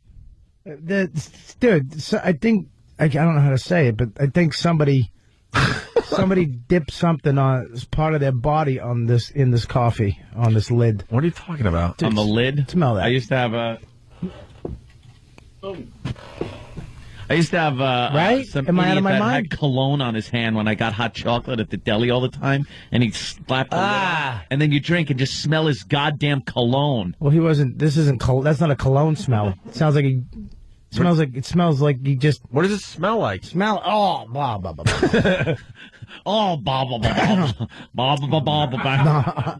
It smells like bad breath. You got bad breath? It's not Why me. are you making me smell your bad breath? It's not mine, Bob. It's your coffee you're making me Yeah, but smell. no, it was there before I touched it. I That's didn't where touch you're it. drinking it. You brush? No, it's Did not. you brush from, your teeth? It's not from me. I just switch it up on me. It was there before I touched it with my mouth. Take a sip? You told me to smell the lid where you've been drinking out of. It No. smells like bad breath. No, it's the coffee. It smells. I know. Let Jimmy smell it. I don't want to smell it if he's got dumpster gums. It's not from me, dude. It was there before you moron. I believe him. It's a fresh cup of coffee. No, Bobby. as soon as I put it to my, I was putting it to my mouth. I smelled it. It smells like garbage. That stupid intern was probably in the hallway. Why would an intern mess with your coffee? I don't know. That's stupid. Maybe because you run him around and make him carry stuff in the cold. True. You treat him like crap. Mm-hmm. What does it smell like? Somebody. I don't know. I can't say Smell on it the again. radio. Smell like doo-doo on a stick. Can you say that on the radio? Yeah, remember we used to chase kids in the park with doo-doo on a stick. Did you really? That's a great gag, man. Oh, kids don't want to be touched with that. Nobody. It's universal. Yeah. If you have doo-doo on a stick, you have right of way. Yes, yield to the man with doo-doo on a stick. So something's wrong with your coffee. Yeah, somebody did. Do you want another cup? No. No, I'll get it myself. I don't trust anybody. What are you talking about? I'll What get could it. they have possibly have done? I don't know. It smells like. I mean, there's a million things. The smell. There's 9,000 things that could have happened. I went to the bathroom, took the lid off, put some human oil on I'm it. not going to do that. What do you mean, like missed a little? Yeah. Got a little on the digit, and then Yeah, put some put the pheromones lid on there. back on. Put some hot pheromones. Pheromones. Was it musky? It smells too, dude. Why are you throwing water at Sam? You're putting it in your asshole. You can't say that. Sorry. Why are you so mad? I'm not. Sam ran in some water for you. No, somebody. I thank God I smelled it before I took it. Is that it? No, lick it if you don't. If you don't believe it, put it in your mouth, Sam. No, the lid. Put the lid in your mouth. Sam, what'd you do for Robert? Put it in your mouth. Lick it. Why would you do that? Because there's nothing wrong with the water, you weirdo. You don't smell anything? I don't smell No. nothing. I smelled a little bad breath on the top of your coffee. No, it's not me, dude. I'd be the first to admit it. I got A some little bad breath. halitosis. But Got cranky ass? I don't know why No. you're making us No? smell your bad breath. I'm not smelling anything anymore. just smell it one more time. Just one more time. No, because Sam licked it. You're just unfun. Just smell it. Just be part of the game. No, I don't want to smell I'll it. smell it, Bobby. It's Here, breakfast come here. time. Come here. Smell that. I'm Smell trying that. to eat. What am I smelling? Smell the top. Oh, Smell Sam. Sam's got bad breath too. What's that? Smells, right? What happened? Where's that going? Where's his going? You're stopping the show, Bobby. What are you doing? What'd you do? Put the microphone? Oh, it's over here. What's over It's here? on the ground. What is? Whatever that was that he stepped in. Smell that, Sam. Is there anything on the ground that is making? What is that? Smell. It's a grape. Oh. What the hell's wrong with you? Grape. Why are you so paranoid? Because it's a smell. And why? You're asking me why I'm paranoid. If I was on any other show, I would be paranoid. Right. This show, it's not paranoid. Okay? Okay. You got to have your senses with you. You got to be like. So you got smelly coffee, then you got smelly water. There's something that you smelled it, right, Ant? Smelled something on my hand. You did, right? Did you shake Bobby's hand? That's why I washed it. I did shake your hand before. I got nothing. It's not my hand. It's not my hand. Yeah, I washed. Yeah, let me have some. What does it smell like, Bobby? Smells like bum bum. Bum bum. Yeah, like smells like hot bum bum. Like bum bum after the Puerto Rican Day Parade bum bum. Bum bum. All right. Yeah, smells like hot bum bum with not a lot of hair but some hair. You want us to get you another cup of coffee? Nope, I don't want anything from anybody. I'm all set, thanks.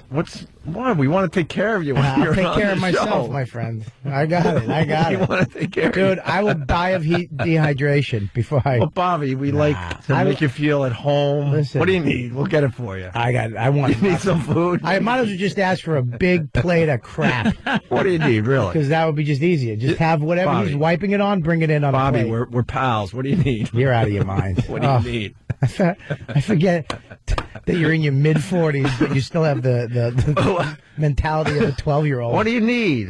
We feel bad that he got coffee that smells like bum bum or whatever the hell you said. Bum bum. It just smells like... Bobby, can we make it up to you? What do you need? No, I don't I'll want buy it. you anything. What do you need? No, I'm all right. What do you need? I'm good. What do you need? Oh, God. You got a lot of paranoia in that head of yours. Good. That smell... I smelled it. But Sam licked the cap, so I'm assuming it has to be Sam's breath. And I hope it's somebody who... It's tough to keep your mouth nice and fresh when you wake up this early. That's bad breath, and that actually came out of his mouth in air form and attached itself to a lid. Yeah. 2 lids.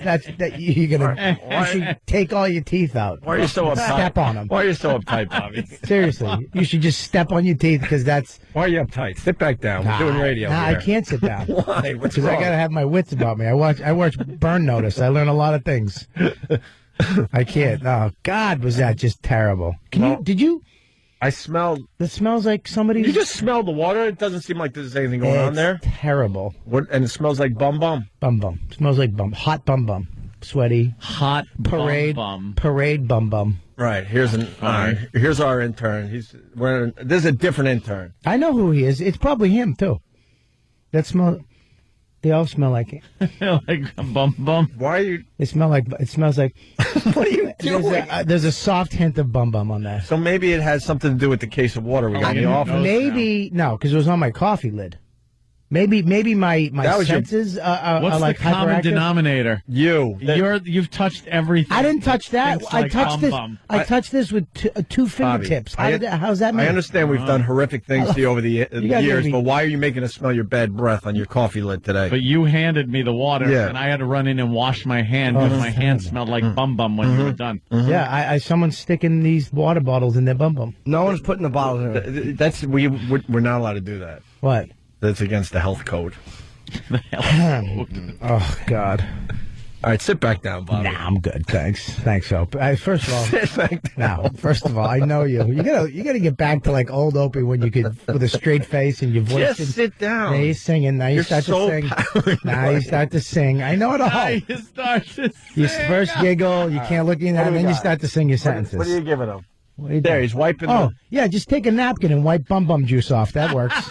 Well, the guy's trying to take care of you. What are you out of your mind? All right, Take that into a clean room. It should be okay now. Yeah, it should be. Well, see. Dude, I watch You want me to House. smell it? No, I watch House. I'm not winding up in a hospital. Dude, he wiped your water down. With his ass, yes. No. Yeah, somebody That's did a different something. intern. That's crazy. Because we think it might be the case of water. Is that okay now? I want to see a You side. saw him wipe Get a- it down. Get a black light. You saw him wipe it down. Just That doesn't... But it was with a napkin. we got to get back to the And show. the napkin has a wet spot on it. Where does that come from? Yeah. Is that the same napkin he just used? I have no idea. I don't think so, Bobby. Do you trust him? Yes, he's 38 years old trying to break into radio. Yeah, we we're- feel sorry for the guy. The last thing he's going to do is sabotage the show. Right. He just wiped down your water. Is it okay? I'm good. No, Listen to me. Come here, smell this. you smell it. He Smack. just wiped it down. Oh God, it just smells like crap. Everything smells like crap. Hey, let me smell. Give me your hand. Is it your hand? Is it your hand? I'm very clean, Bob. No, yeah, you're clean. Showered last week. Yeah, smell that. Tell me that doesn't smell. What do you mean last week? That's a while I was waiting for a shower. You don't smell anything? Let me smell, Bobby. Smell that one. I already smell it. You're losing your mind, I think. Where's the coffee? The coffee definitely smells like your bad breath. That smells a little like what? A little funky. I don't know. Like bad breath? Like gum disease. Yeah, but that I didn't even sip out of Gingivitis. it. I didn't even touch it. So what the guy do when you ask for a coffee? I asked for the coffee. She handed me the coffee like that. I took the lid off. Did she lick the rim of it? I didn't. I wasn't behind the scenes. He got your coffee, so. Oof, I put in the Splendor and the half and half and came back. Maybe it's not. Maybe it's on my lip now. Can we get back to doing the radio show? Yeah, I'm Bobby? sorry, buddy. Yeah, I mean, yeah. But I just don't trust you when you start giggling and He singing. wiped. I think it's hilarious that you're All right. so paranoid. Yeah, I know. He wiped down the water for you. You want us to get you another water? No, I'm good. You need good. anything else? No, I'll get some water out of like the hallway. All right. There's no water in the hallway. Yeah, you can. I can get some. Let me make it up. What do you think we are? Don't you have a fountain? One of those? Yeah, this isn't the traveling Poseidon radio show. I want to get some water out of Shelley Winter's panties. She drowns. Let me buy you breakfast at least. Nah, yeah, okay. Nah, I'm good. Why? What can we possibly do to your breakfast if you think we're doing stuff? You're crazy. What?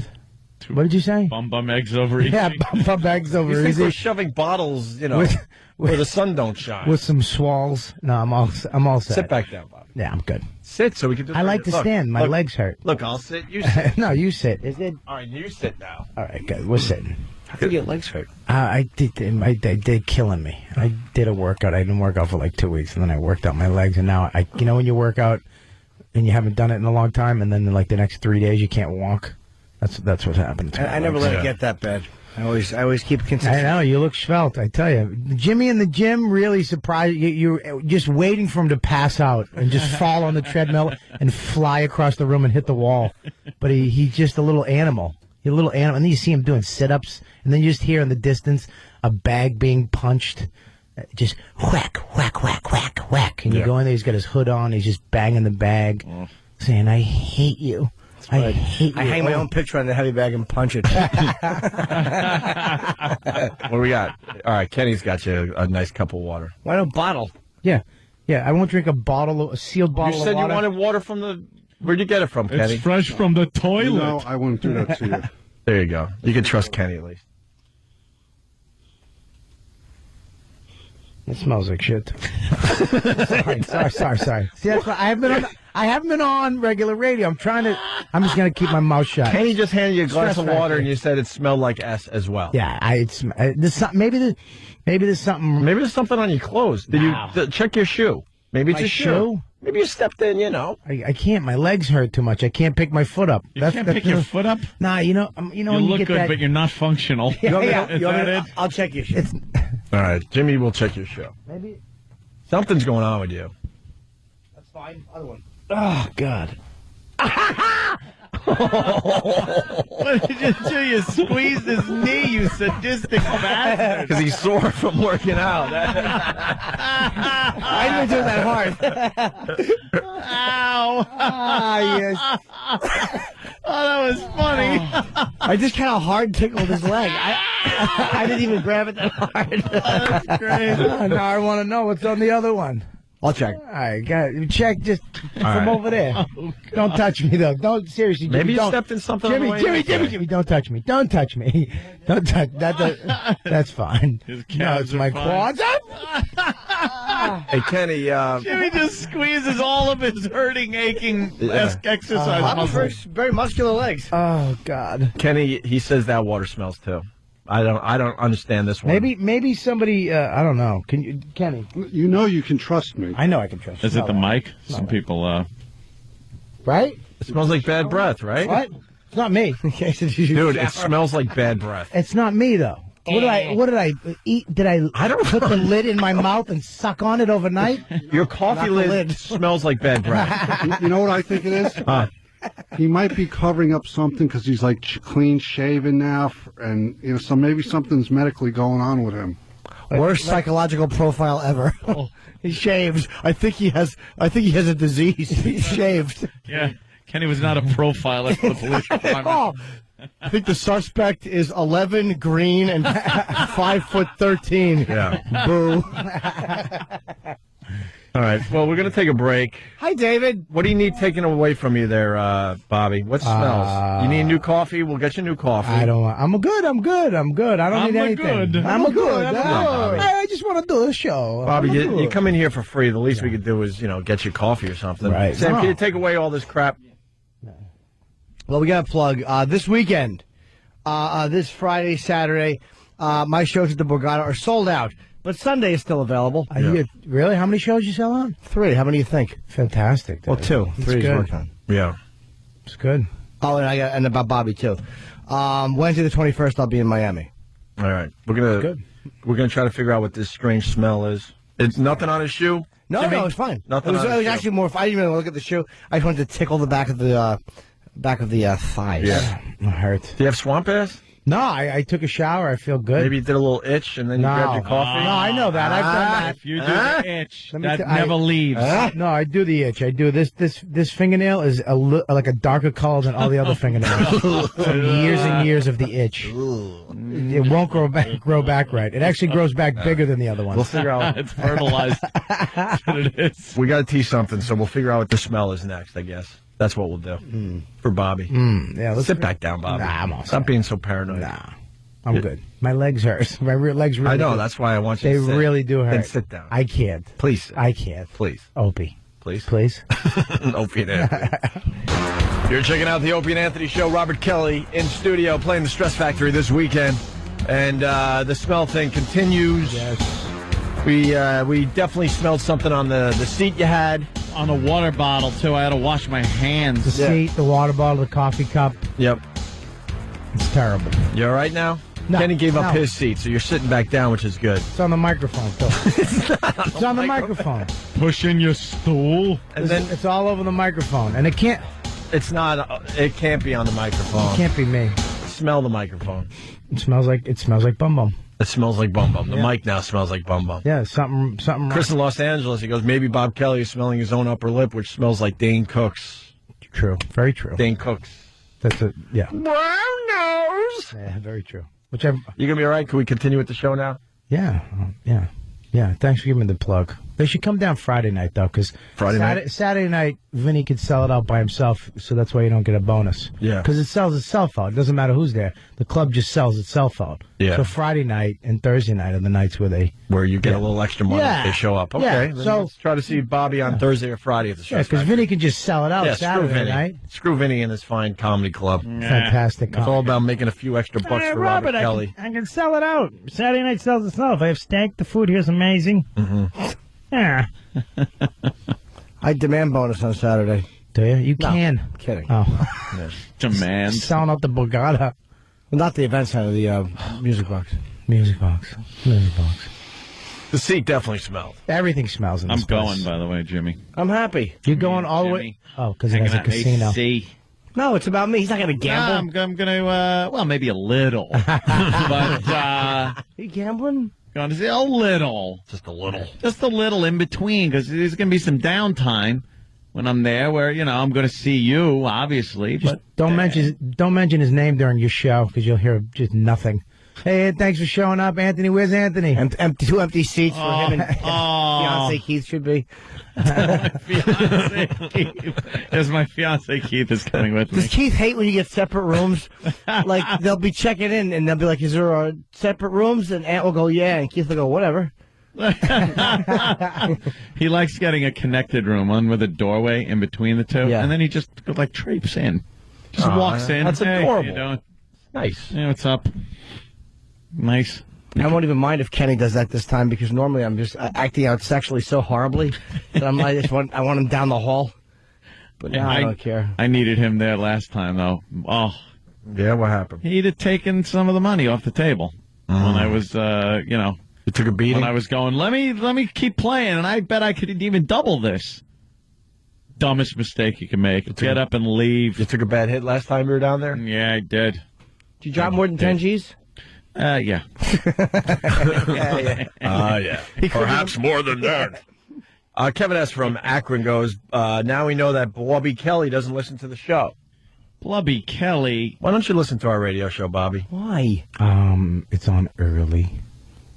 Yeah, I tried to listen the last couple of weeks, but I've been playing video games till 5, 6 in the morning. Yeah. Yeah, with fan. There you go. Now we got brand new water. I wouldn't. Just brand new water. It's not going to happen. Bobby, we can't do the bit all This is day. a Japanese game show. It's not going to happen.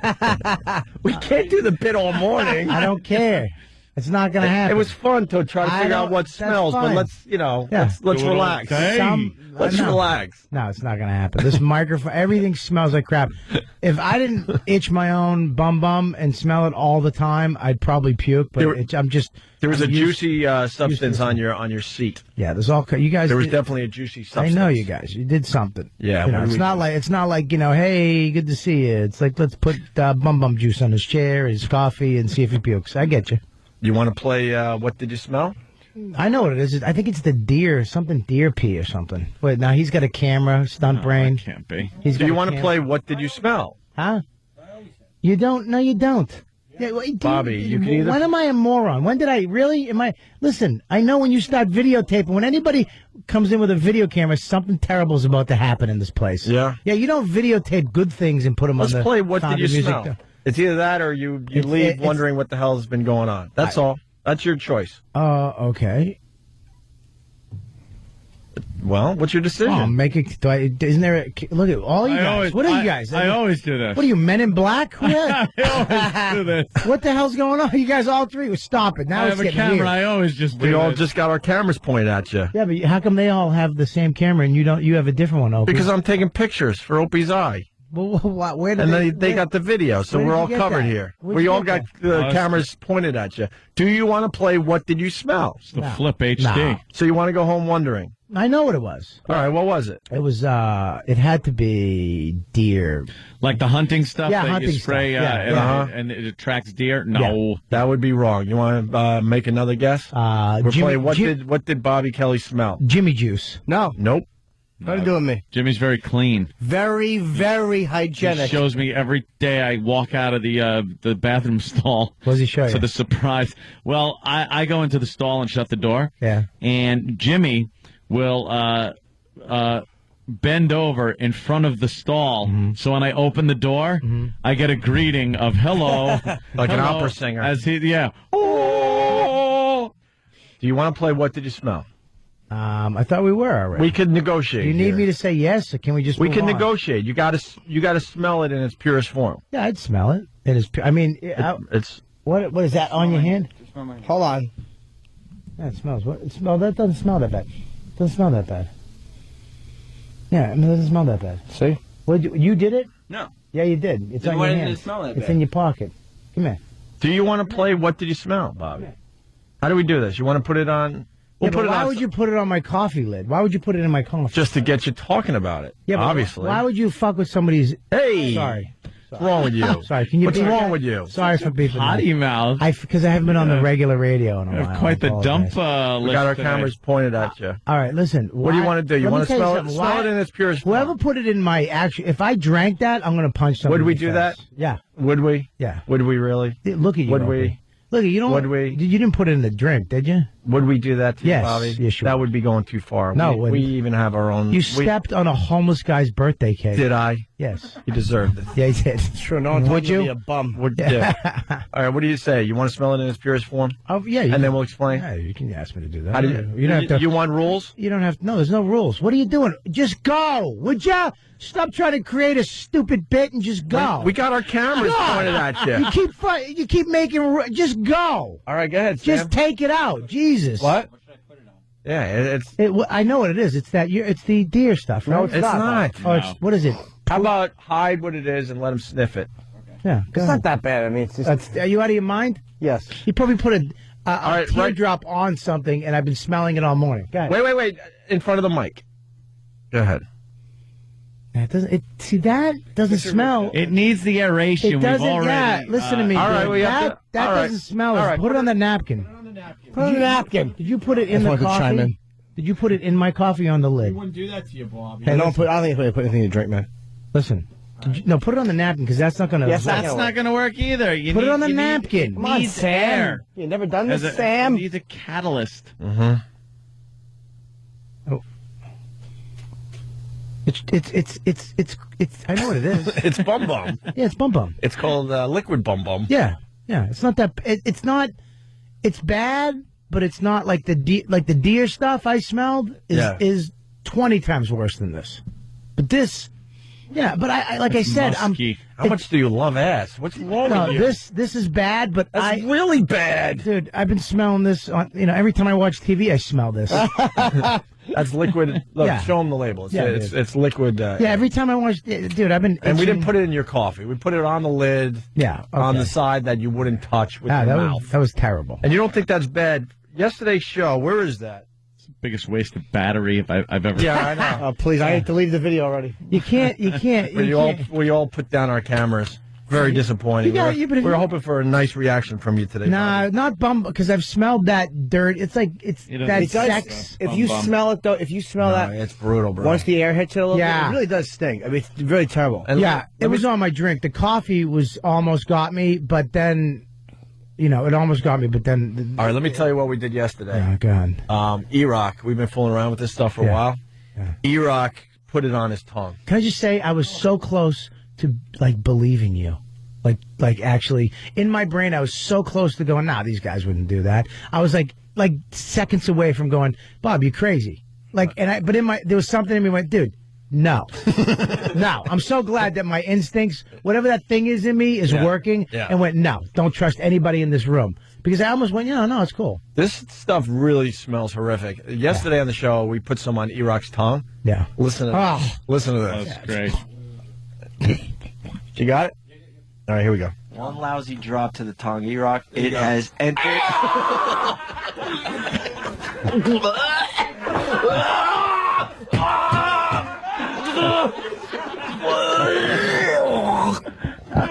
How's it taste?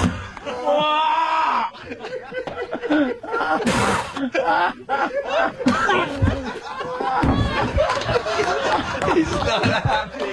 He's not happy. Where'd he go? His face is beet red. Holy swallow it, didn't he? He just puked all over the place. Oh, I hate this.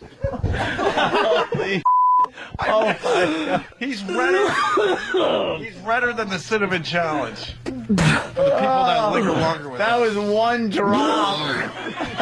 He's puking all over. Oh God! Damn, he got...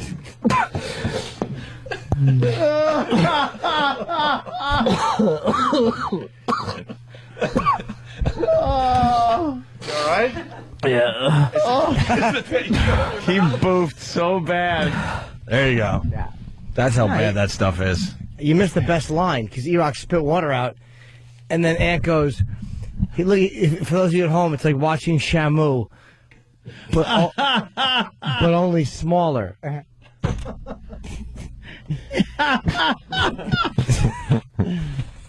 Yes, I was thinking of that bomb all night long. Yeah. Woke up laughing to that one.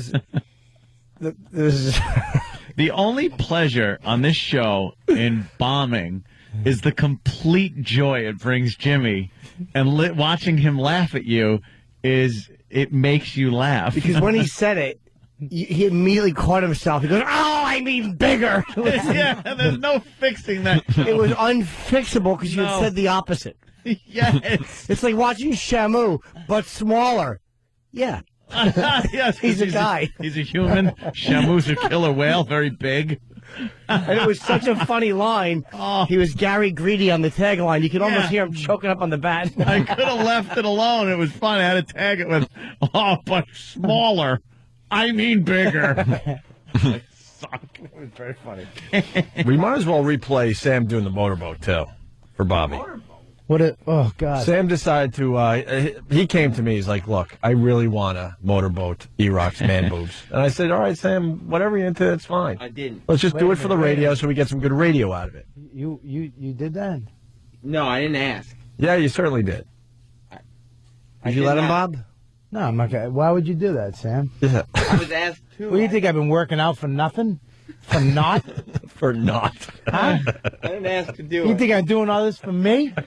Huh? The last year I've been doing all this for me? I'm Huh? Bobby. Huh? I'm sorry. Huh? As you just go back, you get a fat fetish. That's what it is. Oh, that might be it. That's what Chubby it is. chaser. Yeah, you're a chubby chaser. I lose a little weight, and all of a sudden you're back to fat. Okay, There's good no for you. interest. Well, here's Sam from yesterday giving E-Rock a motorboat. Here goes Sam. He's getting close to him. E-Rock's man moves.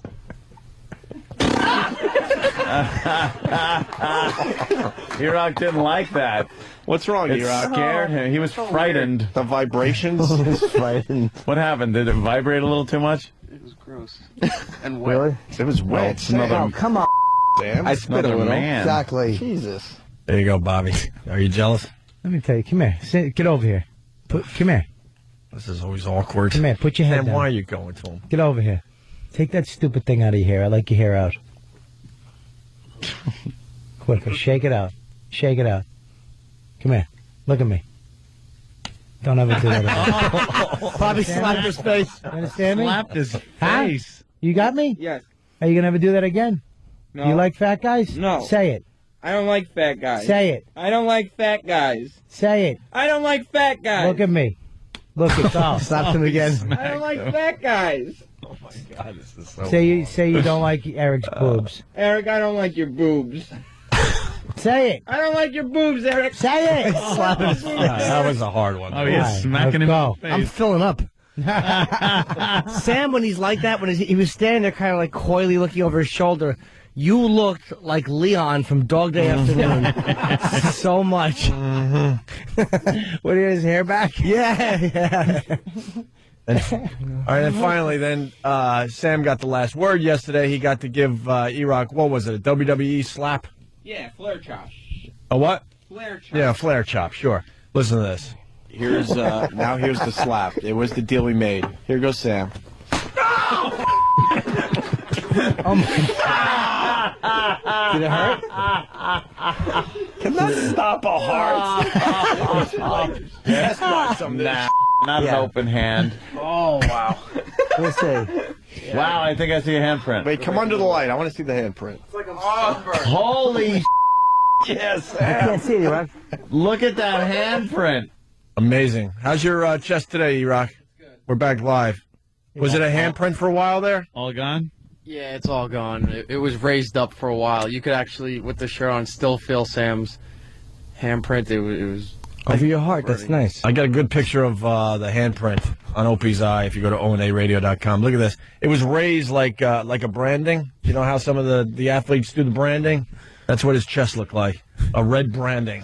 He actually does have nice boobs, like a little B cup.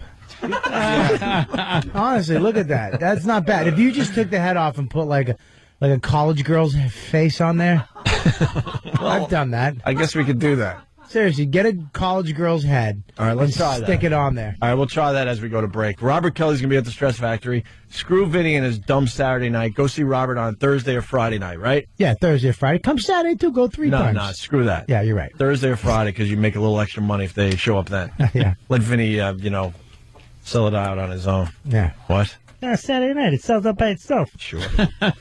More with Robert Kelly. RobertKellyLive.com. It's Opie and Anthony. We lost Bob Kelly. I'm sure he'll be back in a minute or Who's two. Bob? I want to give props to WWTDD.com, also known as What Would Tyler Durden Do.com. Why do they deserve propellers? Yes, you did. No, I actually didn't. No. I heard something propellers. I always say that, though. It's my bit.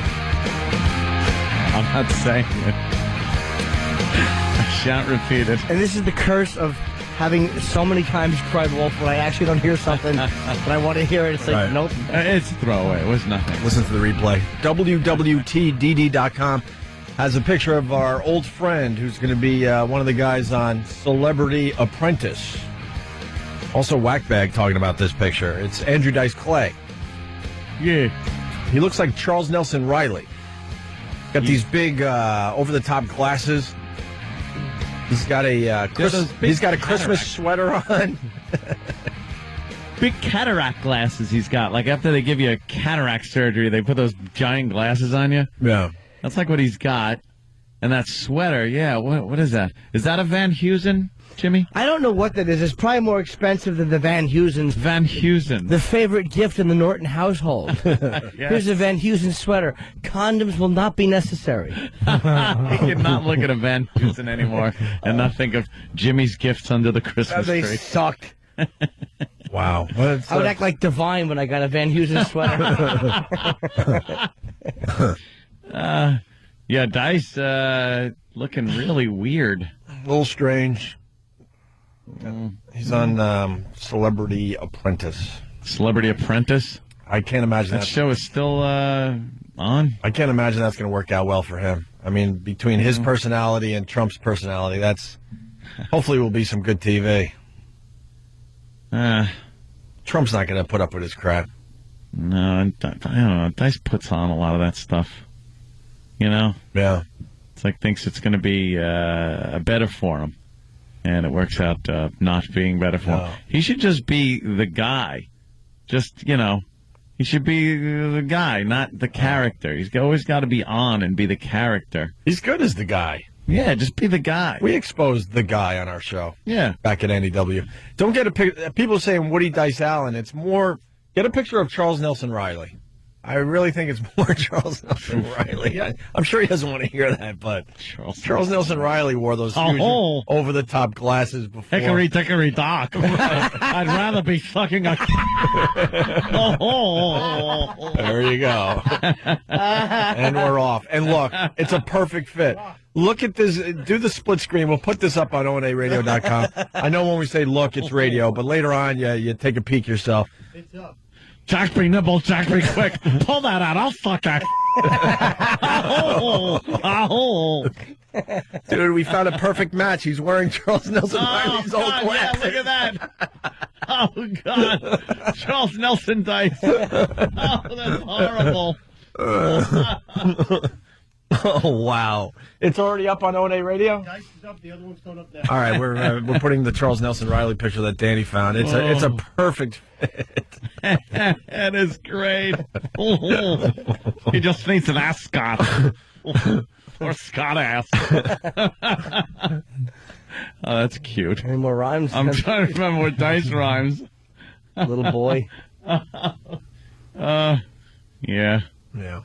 Oh, yes, little boy blow. Oh, I needed the money.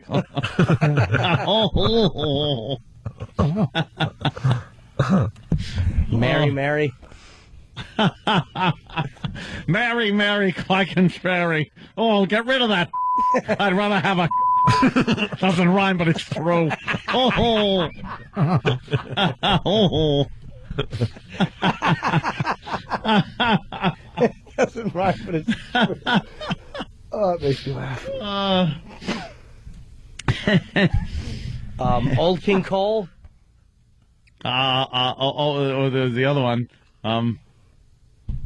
No, the thumb pulled out a plum. Oh, wait, Jack Sprat would eat no fat?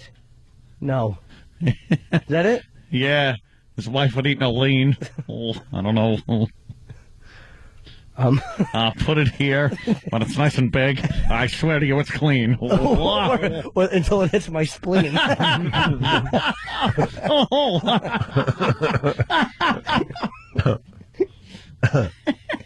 We got to send the picture into WWTDD.com. Get a hold of them and say, look, the Dice picture looks just like Charles Nelson Riley, or at least the glasses. Yeah, the glasses it's a perfect are fit. Now because it's almost the exact same over-the-top glasses that Charles Nelson Riley used to wear. Those are glasses that are specifically made on Charles Nelson Riley to just keep as much of that goo off your face. Yeah. So I had to do a match game with bloodshot eyes many a night before I got these. They're like welder glasses, but he's not welding. He's holding a bag and going, The Humpty Dumpty, 3 Men in a Tub. Oh, yeah. Oh, they're Humpty coming in Dumpty. like crazy now, man.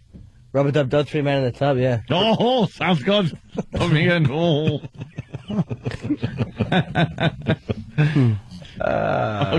Goo glasses. All right. Yeah. Well, thanks for turning us on to that picture. Let's say hi to Spyro.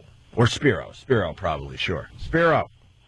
Hello? What's up, Spiro? Spiro! Ah, good morning. Hey. Hi. Yeah, where'd Bobby go? Did he go puke? No, he's right here. Oh, all right. I wanted to applaud him, Bobby. You're a movable force today. What? Either that, or you've been practicing on special treats at night. No, I was explaining to Sam that I've smelt that smell on I've been with a lot of fat women in my lifetime. I've smelled that. It smells like it doesn't smell like poo poo. It smells like dirty bum, like sex. You know what I mean? Sweaty butt. When you smell the smell we pretty much gave you today, right? Yeah. You still dig in? Huh? Yeah, I have. Yeah. Oof. I have. That's a rough one. Yeah, I have. What do you mean? Does he still? He digs in more. Rough. Yeah. But you're immovable today. Yeah. Well, like I said, You impressed a lot of people today. if you left it on the coffee cup and you didn't go ballistic with it, where my brain started trying to figure it out, then I probably would have heaved. Oh, we got bored. We were trying to take it to the next level. Yeah, you should have just. I think we might have failed today, my friend. You should have just gave it to me and told me to smell it. Yeah. I'll put it on something. But yeah, that was.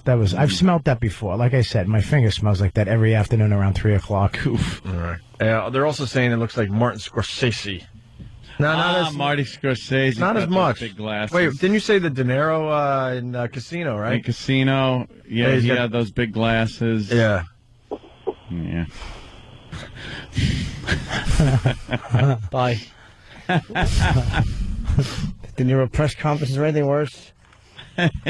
Yeah. Actually, De Niro kind of looks cool in those glasses in that movie. Oh, he looks great in the casino glasses. Yeah. Yeah, looks all right. Imagine if they ever legalized gambling in New York. He'd be cutting the ribbon. And whoever thought that they'd want me to be part of a casino. A lot of good fellas involved in this. Yes. And who knows New York better than I do? Shut up, you non-talking idiot. You take away his script, man. Wow. It's not all. When I watched Dustin Hoffman, and he's a tribute to Letterman because he's a very good interviewer. Dustin Hoffman was on Letterman. He did tell one very funny story at the very end. But just listening to him do his interview, they're such weirdos. Actors. He's just sitting in a chair, and if I was on panel on Letterman, I'd be staring at Dave, waiting for cues. Hoffman is sitting there, staring up at the ceiling, because he's got to talk as himself, and they don't know how to do that. He's up at the ceiling, and it's like literally. I was reading the teletype for blind people. It was a bunch of Z's. It was horrible.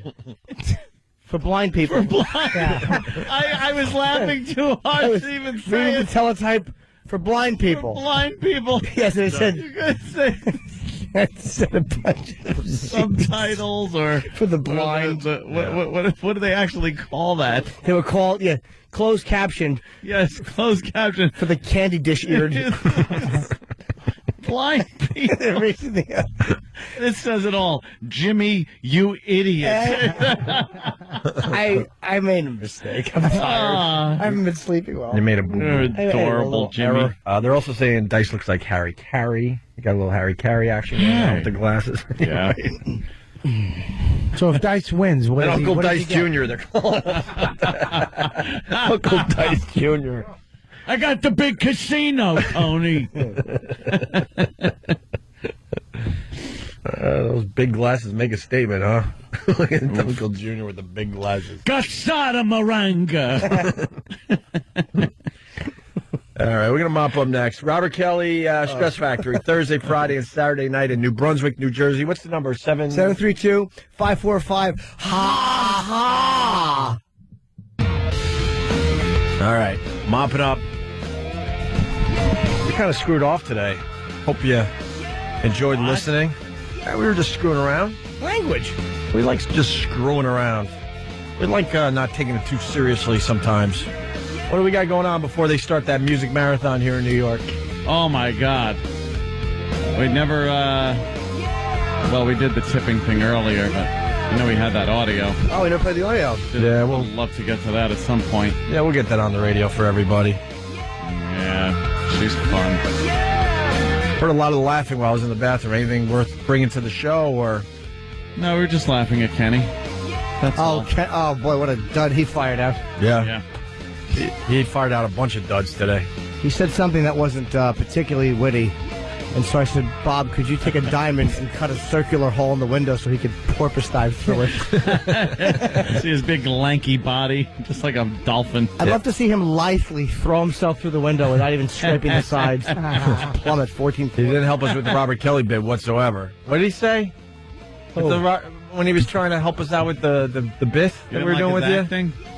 What did he say? Anyone remember? It was some kind of medical condition or... Oh, forget. Who? Kenny. Kenny, when Kenny didn't help us out at all with that thing. Kenny, what'd you say? It was so bad it's worth repeating. No, it was one of his jokes, and it was topical because they were talking about the HIV and AIDS. So I said one of his poems that related to that. Who are you talking about? Dice? Yeah. Oh, we're talking about Robert Kelly. Bobby. Oh. It was remember earlier. It's like a goldfish. What happened with I can't Bobby? remember much. Remember when Bobby was smelling the bad bum? Me and Robert are not on speaking terms. But we are with you. I haven't said a word to you. They're talking to you. And he took exception to me because I was in on the prank. No, I didn't. And he blamed stuff on me that I didn't do. No, they're not talking about that either. When we were in the middle of the bit trying to really sell it, which we were doing a very bad job. And then you came over with your acting chops to sell it further. Sell it more by smelling it, and then you said something that maybe it was Bobby had some kind of medical condition. Right, because he's like shaved now, so it's like something going on. Yeah, maybe something physical. Yeah, it's a cover-up. Wait, was that all you said? I do remember that. There was no joke to it? No. The medical condition line was the joke? No, it was just an observation. Oof. Oh, boy. Wow, and we sputter to the finish line today. Thanks, Kenny. You're welcome. Robert Kelly, Stress Factory, Thursday, Friday, and Saturday, New Brunswick, New Jersey. Vinny's Fine Comedy Club down there. Yep. We beat him up pretty good, but he runs a good drink. He does run a good club. 732-545-HA. He's an awful husband, an awful parent, and an awful man. Don't forget comedian and club owner. I don't consider him a comedian or a club owner. He's just a guy that shows up. I know Vinny's just a beard for somebody. His daughter's hot, and he hates when we bring it up, too. Daughter's very, very lovely. Unfortunately, I know her since she's very young. Problem? So I'll always see her as Problem? You know. Problem? You always tend to see somebody as like... I knew a girl when she was 8 years old. She grew up. I her. And Why wouldn't you? Yeah. Yeah. Right? Yeah, exactly. You ever do anything like that? Who was You're more patient than I am. But how'd you know the 8-year-old? Thanks, Bob. She was the younger sister of one of the other girls I was having sex with. Who was the younger sister of the other girl? I don't know. Kind of working my way through that family. What are you, like a king? Yeah. I was a king. Oh, damn, Bobby. That's a good one. Nice. That's a good way to end it. Thank you, Bobby. We're going to get crazy here in New York with a music marathon, right? Mark Chernoff actually goes, I put a song in to start the music marathon that you guys would enjoy. And I'm like, that would be wonderful, Mark, but we have to leave immediately to go to the other place, so we'll never hear this song. By the time the sweeper ends and the song starts, we're already on the sidewalk. We have a satellite radio show to continue with, which we're doing now. Right. But we have to continue at Sirius XM for a couple of hours, where there's going to be cursing and other hijinks and laughter. Shenanigans will ensue. We don't have time. We don't have the luxury to hang around and enjoy the music. Listen to the rock. No. At night I'll listen to it when I ride around New York, so I do actually like the playlist very much. But now I have to go.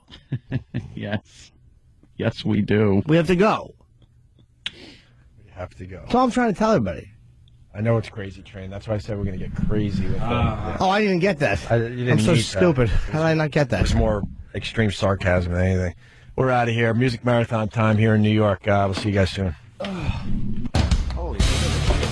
Wow, this is breaking news. Wow.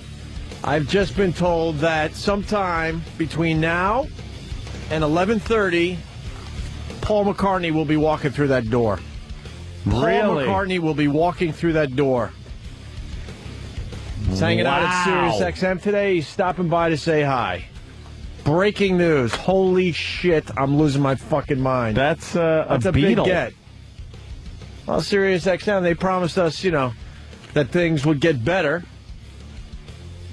with this whole merger thing, and it looks like they're proving it today. My God. Paul McCartney. What the fuck do you ask Paul McCartney? What would you ask Paul McCartnney? I mean, he's going to be here sometime between now and 11:30. Did you use the right shoes for storage? Would it be the left one? I don't even know at this point. How's it like knowing a girl can't kick you? He's going to cancel. Let's not do this. Oh, you're not on, Bobby. I'm sorry. That's all right. Paul McCartney coming by today. Sometime between now and 11:30. Holy shit. And we have... I was wondering why... One guy, one cup all set up for him? One guy, one cup. For a reaction shot, 2 girls, 1 cup. You're going to put shit on his coffee cup? Put shit on his fucking guitar. Could put some of that liquid ass on the microphone and play the same gag we did with Robert Kelly, because, you're the same as Paul McCartney. I was wondering why there's extra security around here, and they also asked Club Soda Kenny to hang around a little bit. So. One guy, one pudding head. I was going to say 1 wife, 1 leg. Wow, wait. Well, there's plenty to ask him, I guess. It sure is. Yikes. He's doing other shows right now, thank God, because, come on. We always talk about the picture to get. I mean, a Beatle picture is pretty much the best you could do, I do believe. For me, Ali is the ultimate picture. Yeah, it was think? Black Sabbath as a group, and I got that. But now it's Muhammad Ali. Ronnie was having a pretty good bit yesterday talking about, who's the most famous person in the world right now. And some people are trying to say Ali, and Ronnie's like, I think the younger generations really don't know much about Ali and how huge he really was in his prime, and that the Ali thing is more for people that are over 30. Still probably the biggest celebrity or the most famous person right now. The most famous person in the world is probably Obama. Obama? Yep, you know what? You're probably right. That guy can't fucking show his face anywhere without everybody knowing who he is. More famous than the Pope? Yeah, the Pope can... If the Pope wasn't in his Pope garb, right? The Pope is just wearing a suit. Right. You wouldn't fucking recognize the Pope. I think, and the Muslims don't give a shit about the Pope. Oh, yes, they do. Oh, well, yeah. Oh, yes, they do. Boy, would they love to get a hold of him. Oh, he's the head of the interlopers. Of the Crusaders.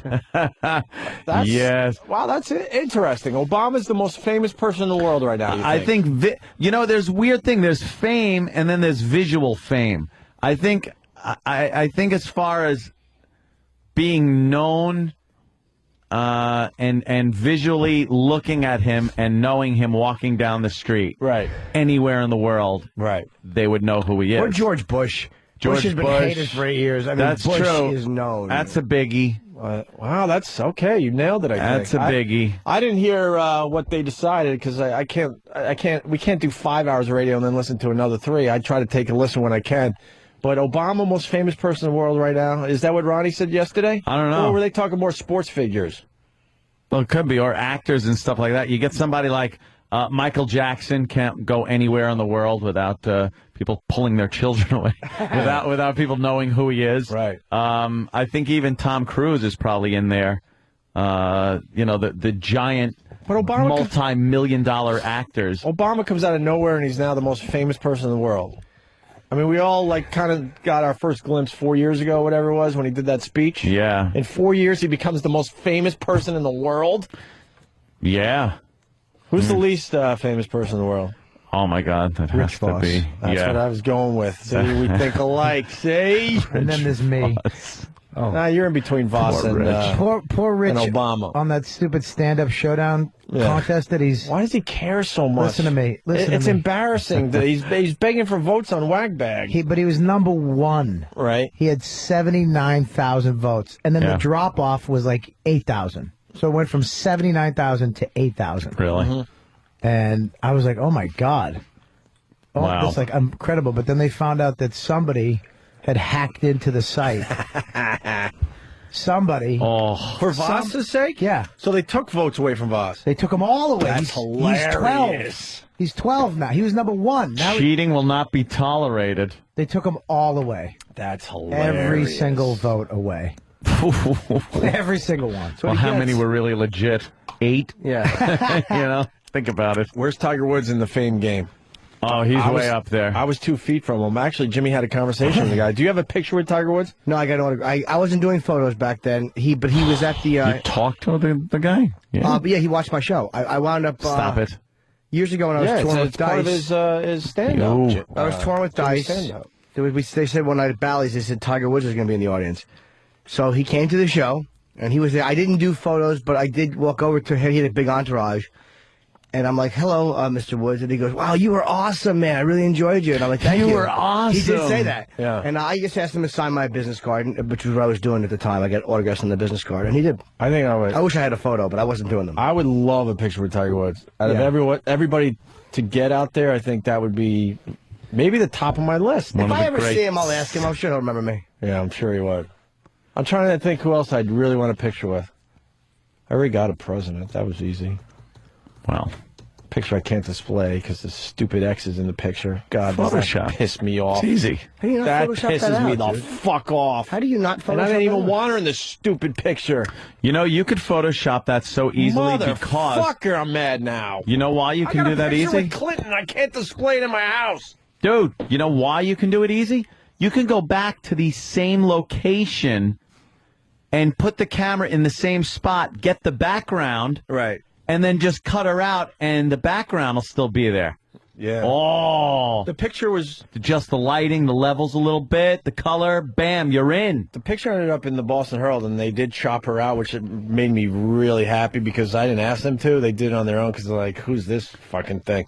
But they did a horrible job with it. And if I did the same thing, everyone would be like, well, who else is in the picture? You And have then it then it would bring up the Oh, discussion. you could do that. Have it Photoshopped. I got a picture with a president. I can't fucking display it. Have it Photoshopped. So easy. Yes, you can. Try. All right, I'll try. Wow. You have somebody I chop gotta the try arm that. out or whatever. It's very easy. Dude, I swear Clinton? you could do it if you took a picture of the I got a picture with background with no one there from the location that you were at, and then cut her out and use the other background. All right, I'll match it up. Jesus. That'd a lot of look. work. It'd look. No, but it doesn't leave a big hole where You're talking the about hole lighting was. and what are you going to get a key grip and a No, best you boy? fucking do the levels on Photoshop. You So- adjust the levels and the color values, and you match it up perfectly. You swap out heads. How about And it's got to be the same time of year. about One you- side it's fall, winter, Yeah. the other side's summer. Snowing. All right, I'll give you the picture. You do this for me. I have the picture. You have the same picture? I yeah. I sent it to you. I got fuckload of pictures from like do everything. it for me. For Yeah, my wedding gift. I'll give that a whirl. For my wedding gift. Well, I still got the wedding gift coming. Yeah? Yeah. Can't wait. It's actually a good, useful item that you need. I'm trying to think what I need. What is it? Besides a mom. Two It's radio not- show hosts? It's not. It's a clone. Yeah, both of us so we could sleep. Are you giving me a mom? No, That's not damaged? I can't give you a mom. Boy, is that sad. You and could use uncomfortable mine for though every everybody in so the room. often. I'd She'd use your get mom. drunk and just go, "Fuck you, fuck you." I would use your mom. No That's problem. endearing. Would she like do stuff with me? Not sexually. I'm not even going there this time. What, the zoo? Yeah, I want to do mom things. Oh, mom is very, outgoing. She does things. Yeah. I never really got to do mom things. She'll go. She'll go to the movies with you. That'd be good. That'd Something be a like good that. start. Movie night with mom. Should make you a tuna with some Fritos. That'd be a good start. Love fucking Fritos. dude. Fritos are the shit. Fritos smell like feet. Nah, they're the most underrated filthy- snack ever. You know what? As much as they're I'd love to stab Bob's face, he's goddamn right about this point. Stab his Fritos face, anyway. Very Don't really underrated. stab my face. Because you do have good skin. Bob has very good skin. Bob liked it because he looked like the Frito Bandito with his mustache.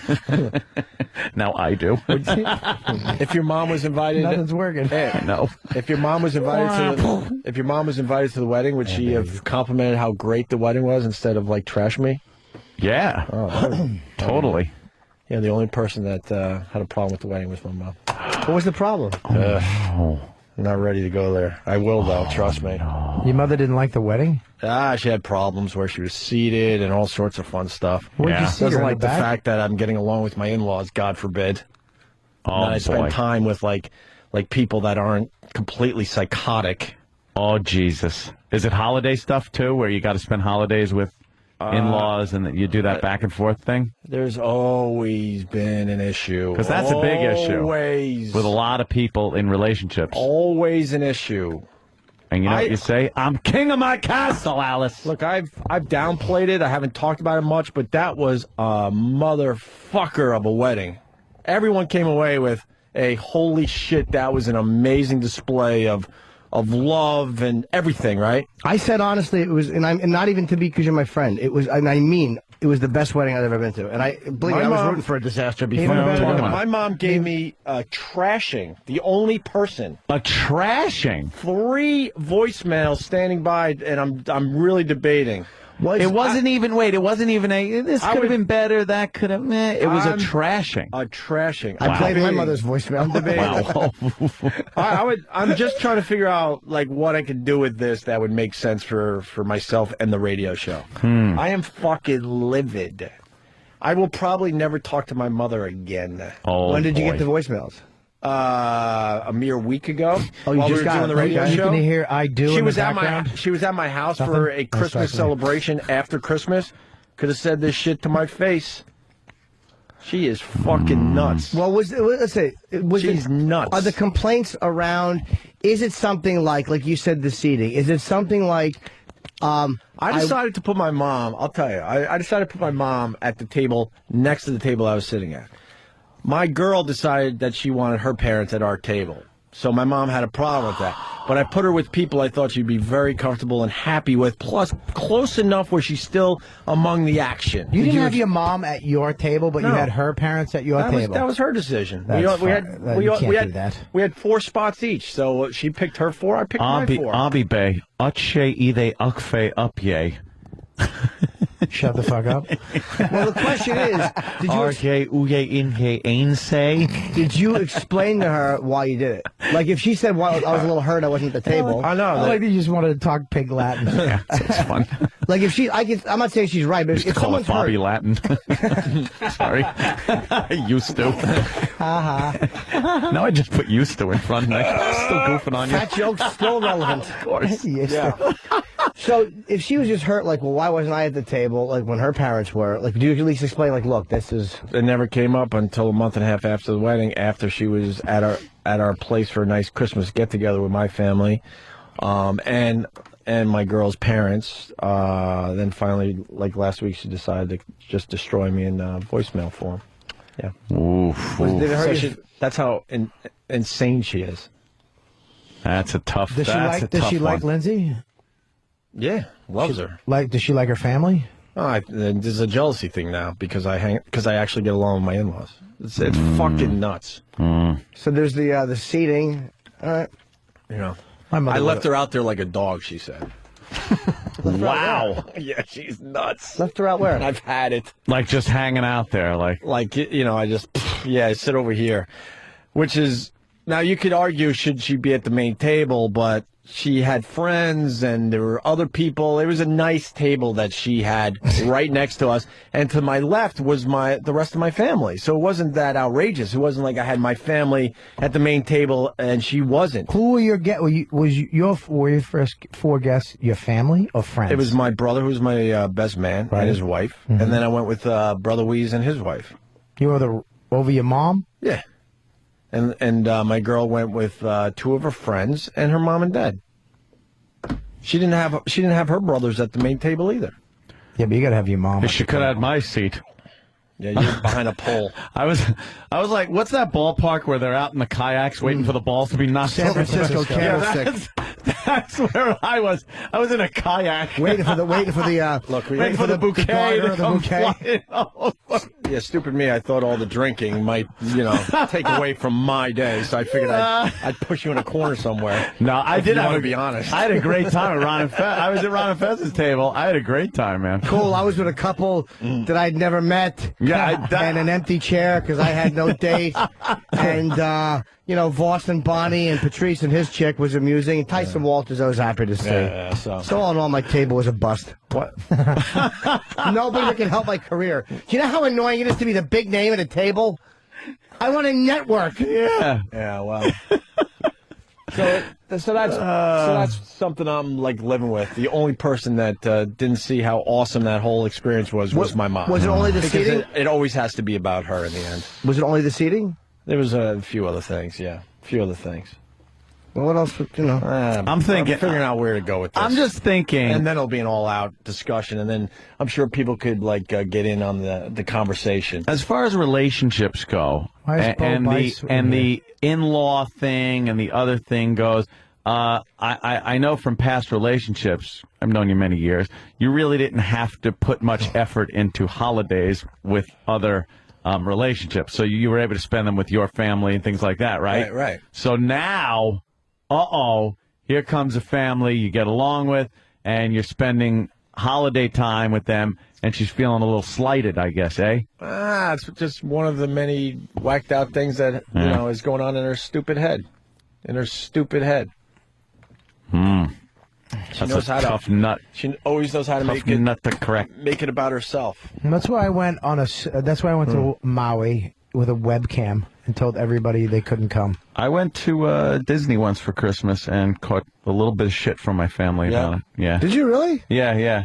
I just wanted to be in warm weather. I figured Christmas at Disney, the happiest place on earth, by the way. I'm talking about my wedding. When I did my wedding, I didn't invite anybody. I saved around no shit. 20,000 It was on a website like some fucking porno. Good. Good. Go fuck yourself. I don't need you there going, what the fuck? A buffet? A buffet? We're at a VFW. That's the boy. Patrice ruining fucking everything, going up to my grandmother.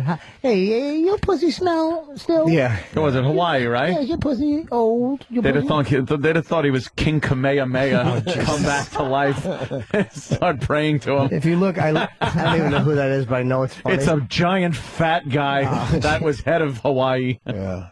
And people are asking if my dad was alive. Yes, he would have absolutely been at my table. Absolutely. So do the fucking math yourselves.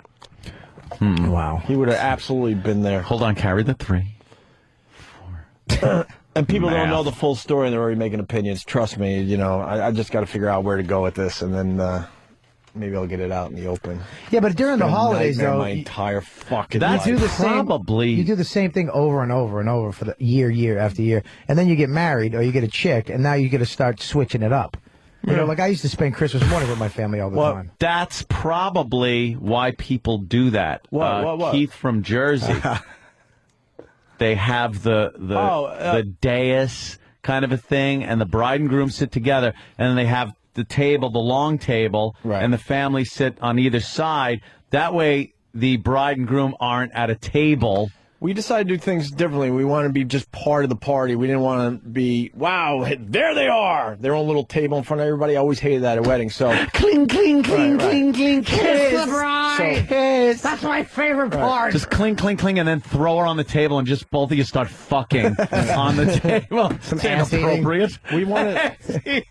There won't be any more clings, I bet. Yeah, be more. We wanted to blend in with everybody else. I get enough attention in my dopey life, and my girl doesn't like attention. Hates it.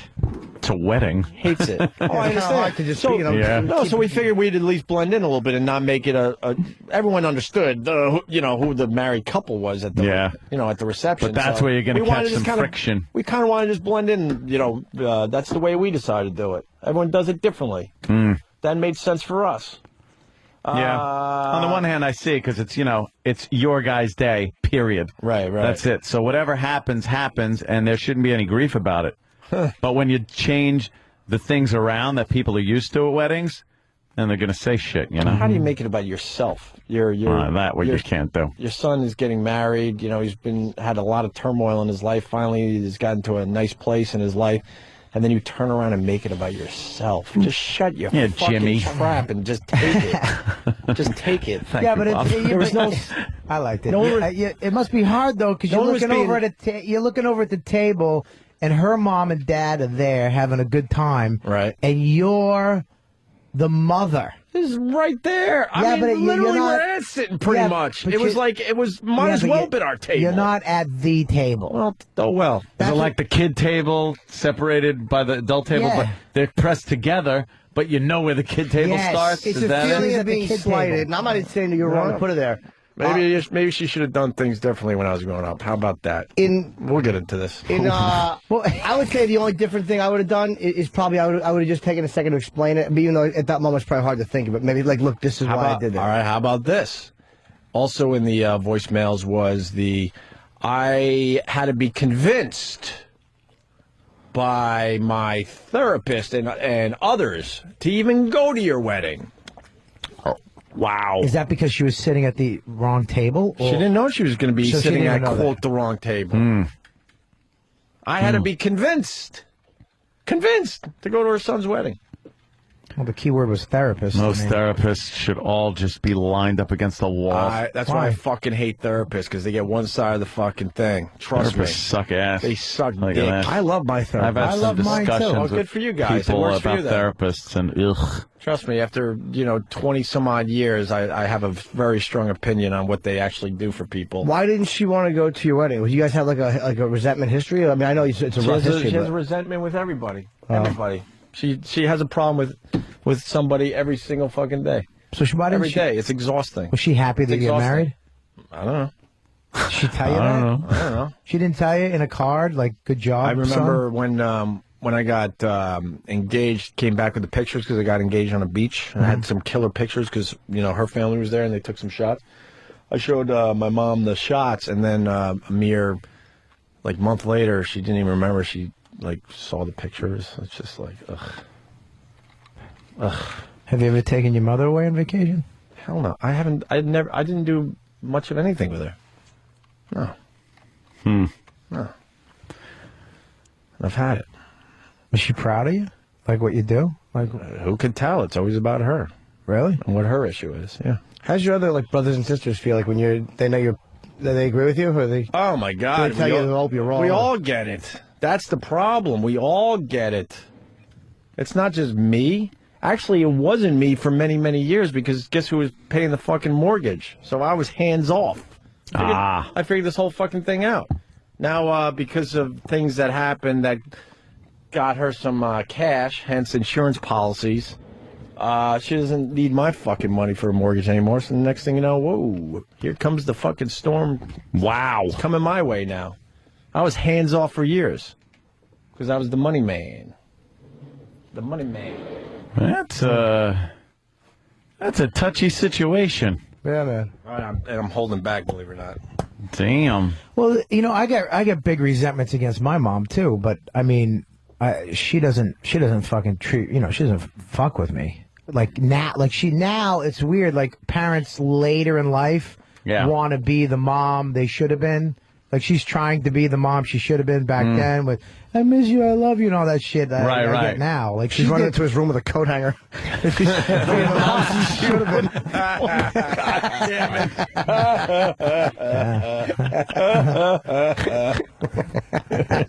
I love when no one gets a good one because he sees his eyes widen up. Oh yeah, he looks like all a the confidence in the world. Macy's Day float. As soon as Bobby said she's trying to be the mom she should have been, my mind went abortion. Think. Yeah, how do I get to abortion? From where I'm at today. But I still have resentment against. I mean, things come up with my mom, and I'm like, fuck, it's shit from back in the day. I'm like, fuck her. Just fucking fuck her. I think if it's fixed, it's a lot easier. See, Ope's still going through shit. Yeah. But if you had shit earlier in your life with your mom, and then you sort things out later on, I say we all look to a healthy mother-son relationship like Danny has. Yeah, Danny's got. And then, yes, he does. Then perhaps we can all learn what it's like to be in a healthy. Danny's mother-son relationship makes fucking Edmund Kemper look like Elvis. Here's how you fix your relationship with your mother. You call her on the phone and you say, "Stay out of it, cunt." Jesus. And then you never talk to her again. But Danny, I love my mom. I will say, you know what? Sometimes that's the easiest thing. I will say, A for effectiveness. Yes, right to the point. Danny. Guess who hasn't had to deal with their mother in a few years? Danny. I'm gonna put my hand up and yell, Dan. Somebody gets Dan that's the easiest part. Wow. Did you really tell her to stay out of it, cunt? I mean, more or less. I mean, in so many words, I suppose. Did you call back, Oprah, or did you just say, fuck this, I don't want to do it? I'm done. Okay. Done. You're done with, that's it? Done. You're not going to talk to her? No. Not anytime soon. What do they say? Sometimes you got to detach with love. Yeah. It's completely done. Wow. It's always been unbelievable. It's been something my entire life, and I've chosen a while ago, actually, not to play into this anymore. There were years of resentment. I'm probably about 2 years into not playing into this anymore. 2 years. Easy. before that. Oh, my God, I better call back. Oh, my God. Fuck you. Enough with your dumb problems every fucking day. My entire fucking life. We have an amazing family with, like, amazing shit going on. And, well, yeah, it's on the back burner because somebody has a new issue that we have to deal with today. Does she live alone? I don't even know where she lives right now. You're kidding me. No. You're kidding. No. Wow. I know about. That house is gone? It's in the process. Yeah? Yeah. I didn't know that. And then we had her in a place, but she didn't like that place. There was problems there, and now she's somewhere else. And then Is she old? Is she older woman? She's How old do you think she is? I don't know. That's why I asked. Stupid. You're right. Fucking idiot. She's 55. Had Opie late in life. Yeah. So the thing is, like, but and this Late in isn't life. This isn't. Yeah, see? 55. That would make him young. Oh. See, I was going for a young I joke. went the other way. My mother's actually, I think she is 50. She had my sister when she was 15. Wait, had me when she was 18. What a little whore. Totally. Love She was that. fucking Your sucking mom is- cock in a bush with a schlitz. Wow, your mom's in her 50s? Yeah. Stop it. I swear to God, she had my sister when she was 15. She had me when she was 18. Yeah, an Irish Catholic she's still in family, her- too, so. She's still in her 50s? Yeah, 50s. So. Yeah. And this was like this too when your dad was alive too. This is not just a reaction. Oh, my to her. dad fucking ruled because his whole job was to, like, keep us away from the craziness. Kept her in check. And then when he passed, oh, my God, I had no idea what he was dealing with. Oh, my God, I'd kiss him right on the mouth. if He I was could the see him buffer. again. I would, Yeah, lots of buffers. He was the buffer. I would dig him up, but we went with the cremation, so now, you know, Jesus Christ. I can't figure out what part is his lips anymore. Jesus. Why don't you should take it and blow it in her face like a wrestler. Oh, my dad was the man. I just acted out the fucking thing like we're in a fucking TV show. Man. The man. So now the families, everybody's kind of just balancing it out. Like everybody kind of just like, it's your week or it's your week. Or... People are bailing left and right at this point. We've fucking had it. It's ridiculous. Ridiculous. That's tough, So everybody's bailing on him? My dad sacrificed his life for my mom, basically, and she had the nerve to recently say that I was thinking of divorcing your dad. No shit. What? And I'm like, why are you? He's not even here to defend himself, so shut the fuck up. Probably no reason to say that, even if, My you know. dad was, he made mistakes like anyone does in their lives, but he was a fucking saint. She said that? Dude, I'm just touching the surface. I'm wondering where I could go with this. That's like opening up 'Cause a I don't little wound that doesn't need to be open. Like Yeah. you can pretty much leave that. Please. Best just leave that to yourself and your therapist, maybe something like Yeah, that. yeah. Nothing to tell the kids. Sounds like a Grey's Anatomy episode. It's one of those things that it's been a guilt thing. It's been a million things. I talk about this stuff now because I'm dealing with it. Yeah, man. In my own way. Wow. Very, very different than going to a therapist, but See, by certainly doing something very healthy about it. I can tell you that much. But the phones light up though I because could people tell you relate that to much. anything with parental shit, man. People relate to that a lot. Everybody's got a lot of people have like parental issues with one of them. You know. You know what it is, though? Like I was saying before, Ope shouldn't be dealing with this at this age and stage in his life. You know, you either deal with your parent, or you fix things later in life. And by this point, things should be like either, you know, you should either have some kind of peace treaty going on, or just not deal with each other. It's impossible to have a peace treaty when there's always a problem that you can't even understand. Then sometimes you gotta, like Jim said, then, you know, cut the ties. There's a point where you become the parent and they become the child in life. You know what I mean? Later It's usually after a bottle of white wine. That's when I become the parent. I was the parent. I was the parent when I was very, very young. Very young. My brother took me to the side recently. He's like, man, I remember Mom would ride you and make you worry. And this is where the money thing comes from, by the way. And make you worry about money, like telling you all the financial problems of the family. And I remember thinking, God, he's not old enough to understand this or like be able to like deal with what she's saying to him. Is anybody in the family like defend her? Like go, no, it's only, or everybody kind of know? Nah, not really. I mean, she goes around the horn. She'll call me and trash my brother and my sister and another brother. And then she'll call my sister, who she just trashed to me, and then trash me. And then and then we get together and go, what the fuck is she doing? You ever talk to her therapist? I refuse. Yeah. Why? I just don't. Is he bad, or is he just dealing with something that can't be dealt with? She's went through every single person imaginable. I refuse. I don't need to go there. I don't care.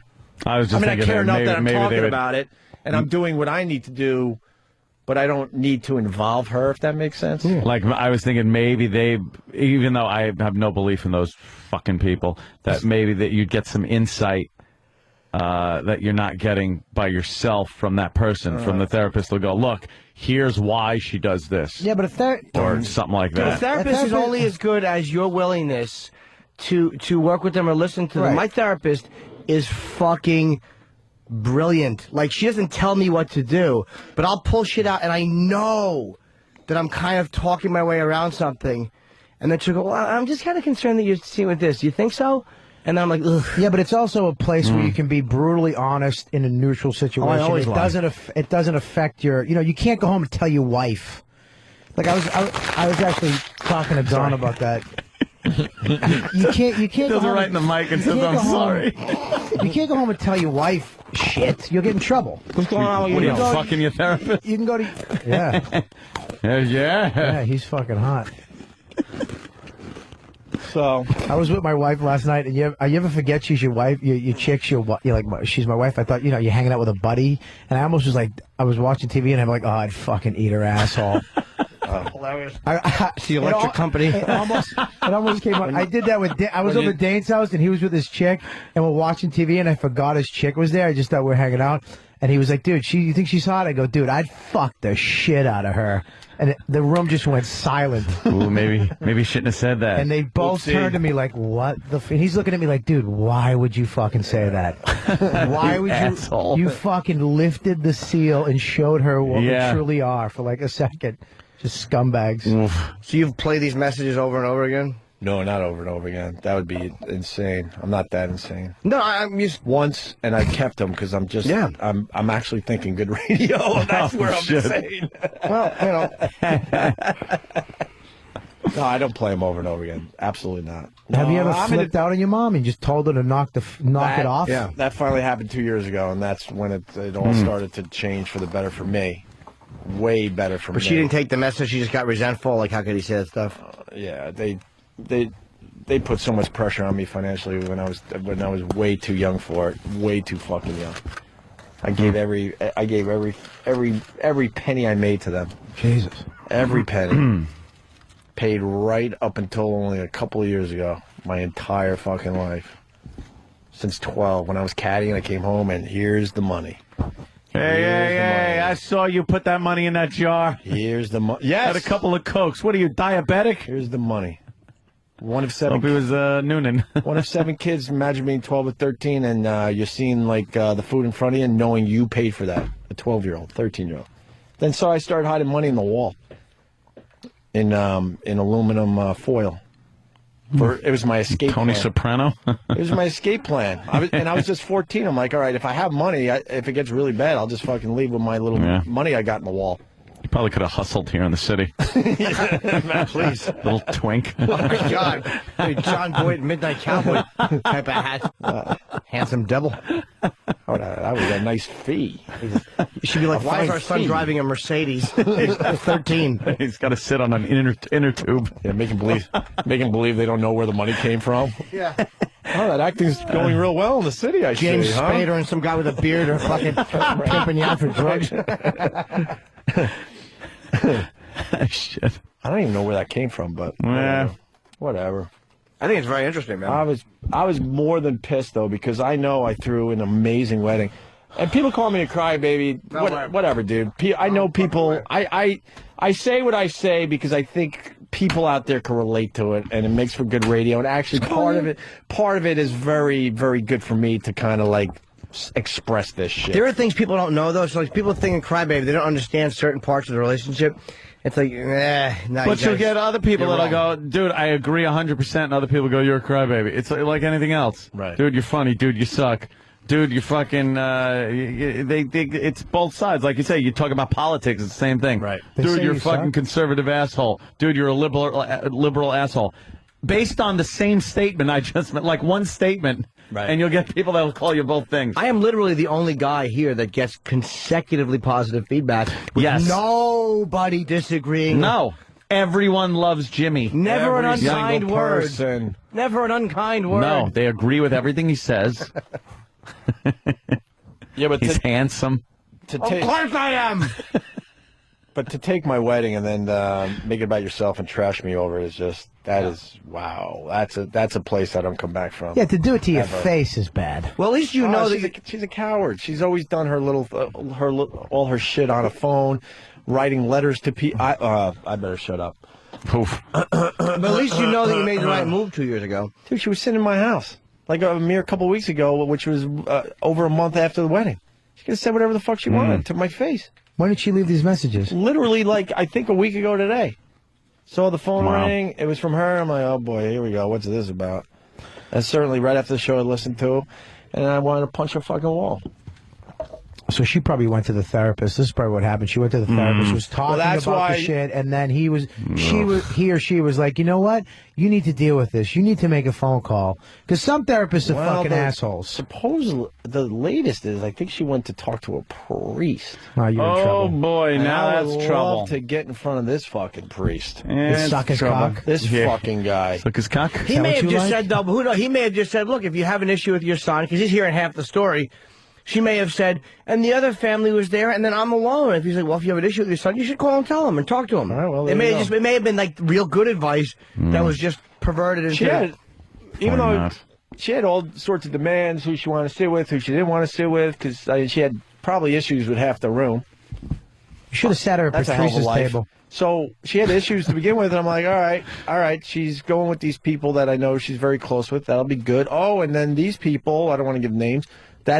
I was actually thinking this is a perfect table. Plus, she's right near the action. I'll make sure I spend a lot of time. I'll go over there. Plus, after an hour or two, no one's sitting in their seats anyway. Did you pick up a vibe at the wedding? Or was she just happy? Did you not feel anything? When we were doing the mother-son dance, which should be my moment with my mom, maybe have a very special, holy shit, it finally happened. Here we are dancing in front of all these people. Mm-hmm. It's an amazing wedding. Right. I had to hear about how her back hurt. Did she dance with you? Yeah, but the whole time she was telling me how her back hurt. I'm like, now you're going to tell me your back hurts.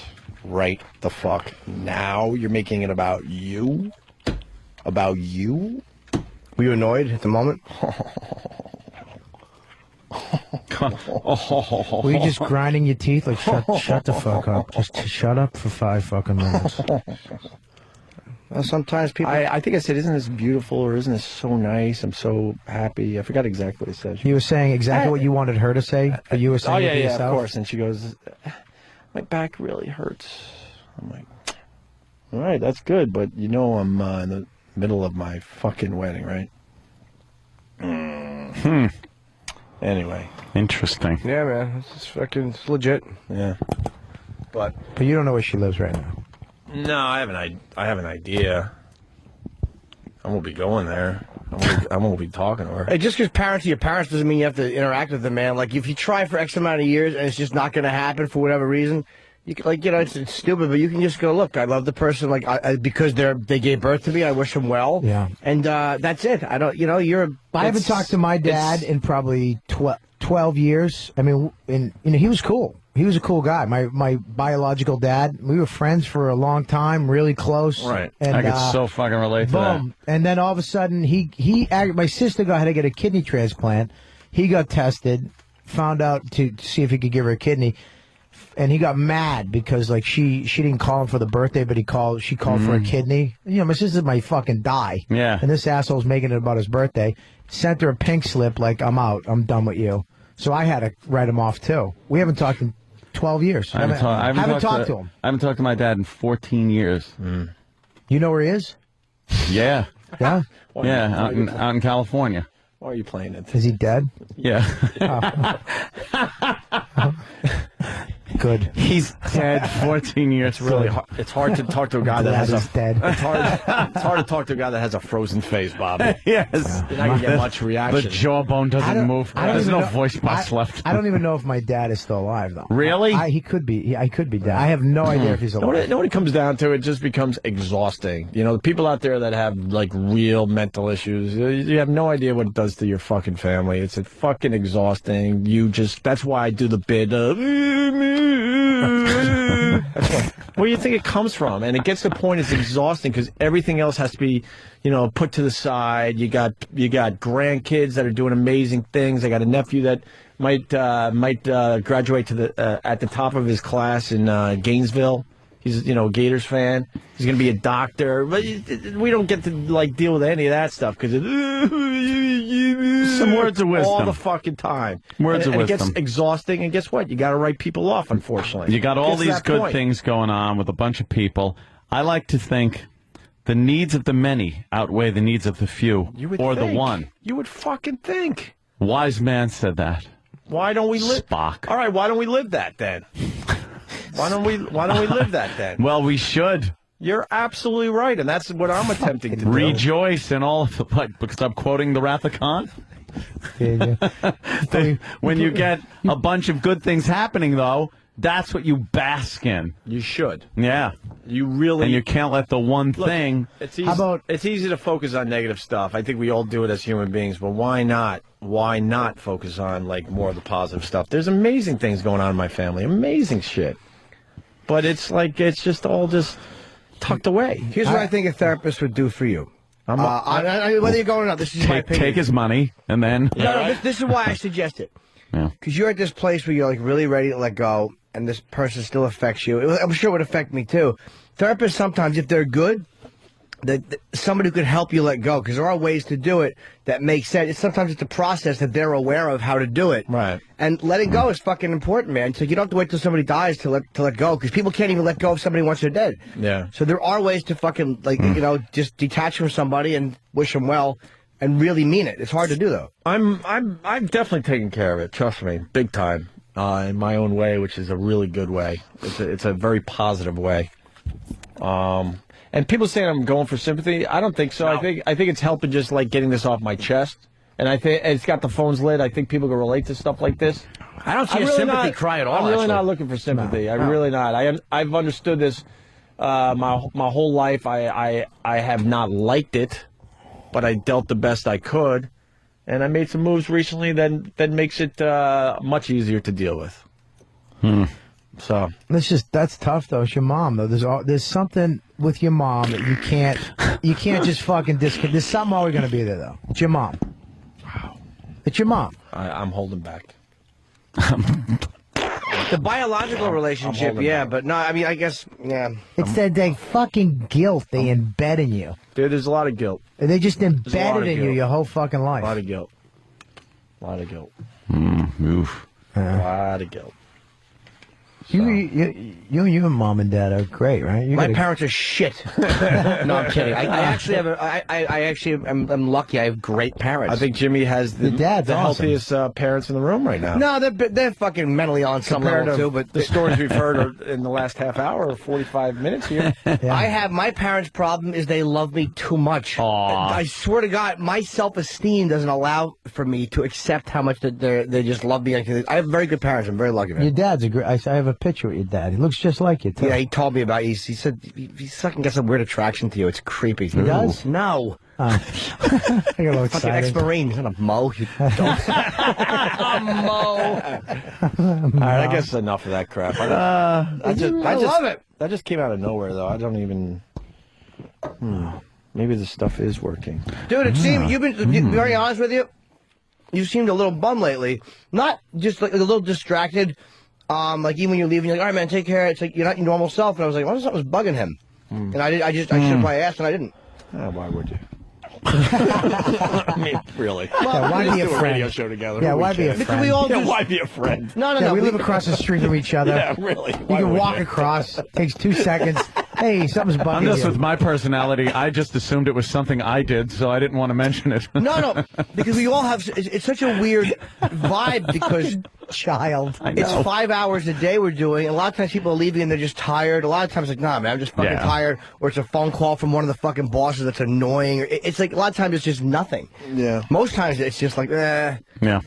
It's just extremely disappointing. Extremely disappointing. The wedding thing was the final straw because I knew I threw an amazing event for everybody and myself and my girl. It was just amazing. Everyone, I mean, to this day, people still call like, you gave me the event of my life and the love in the room and this and that. Not to get sappy, and then to get a call from your mom making it about herself is so fucking disgusting. It's like I can't even like truly express what that would do to a person. So disappointing. And my dad's not alive. He would have fucking ate that shit up. He would have ate that shit up. Would he put her in check? I wouldn't have known that this was going on, that's for sure. But he would have loved my chick, and he would have ate that shit up. And that's what's frustrating, too. Because then people have to tell you, well, how do you know he's not here? How do you know he's not really here? Oh, those idiotic fucking comments. I went to the bar a bunch of times. He didn't follow me there to have a drink. I went and tossed the ball around. I threw it. It hit the ground. Right. He didn't catch it and throw it back. Right. I was trying to make a ceramic vase, and he wasn't behind me holding me. You know when the you know in the church when like you walk everybody down the aisle. I should have had somebody walking like an invisible person down and just like awkwardly tell the church, oh, that's my dad, because everyone says he might be here. You never know. He's here watching. Right. You should so have we left figured we'd give him a good seat in front. To really piss your mother off, you should have left an open chair right next to you and had nobody sitting and saying, he's here. It's for Dad, not you, Mom. Get out of there. Love that one. Yeah. But he knows. Because my dad decided to drop dead like 3 months before I made it in radio. Right, so it's like, oh, but he knows. No. He knows that Does he? You know something? No, he doesn't. He's up in heaven going, my son's a fucking loser. Heaven? No. He's in hell? It's a pitch blackness of no thought and nothing. Hey, if he is in heaven, you know how embarrassed he was in 2002? Oh, my God. That's your kid? Yeah. In my house? Dude, he did it in my house? Yeah, not a good time to be in heaven. Fucking embarrassed when you are. Awkward.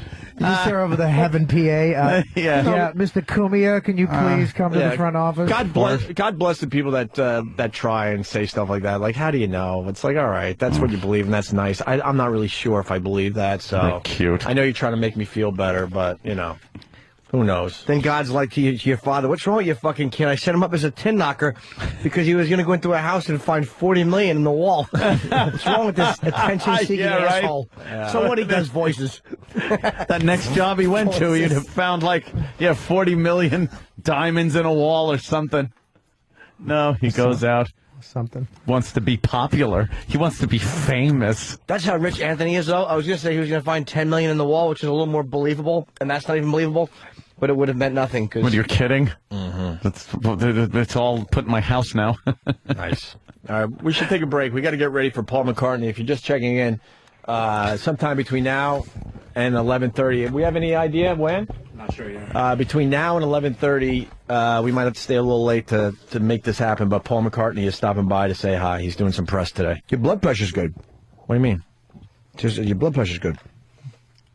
Just a line from the script. Just working on the audition. Oh, wow. See, that was, I knew something didn't sound right there. Stupid me actually thinking you had some concern in your heart. Glad to see you. What a dummy I am. Robert Kelly, Stress Factory, That's not Thursday, true. Friday, and Saturday. Yeah, I thought. Oh, we took a few cab rides together, too, my friend. When you get dizzy, do you feel your heart was beating funny? Boo. Oh, the Partless in Seattle. The woman that didn't tip. Yes. The XM version with some salty language. That's how we started today, and we're going to get into that, the actual audio that Anthony referenced earlier on in the show. Stay there. All right. Robert Kelly, RobertKellyLive.com, Robert Kelly Stress Factory, Thursday, Friday, and Saturday. Robert Kelly tickets, 732-545-HA-HA. I'll be doing 10 minutes of new material. That's it. Everything, Wow. else, everything else you heard. Don't say that. I'm kidding. Oh, okay. Jesus Christ. I'm going to share something I wrote just to put that last break to bed, and then we can move on. Is it a poem? No. I'm being encouraged to write. Oh, so I'm gonna read this. I wrote this, so don't make fun. Nobody's gonna make fun of you. This isn't that type of show. Dear blank. I have to use my childhood name there, and I don't want to tell you what my childhood name is. You have to, though, or else we won't know. Dear blank. Fucking Tweety, man. I wrote this. Me. Finally, I'm writing down what I think may be wrong with me. My faults, my insecurities, and my problems.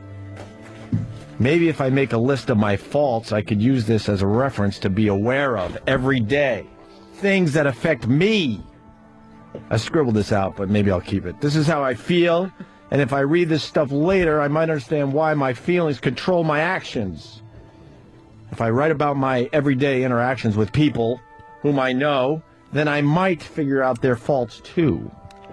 Maybe if I dwell in these relationships with other people, I might help myself and help them as well.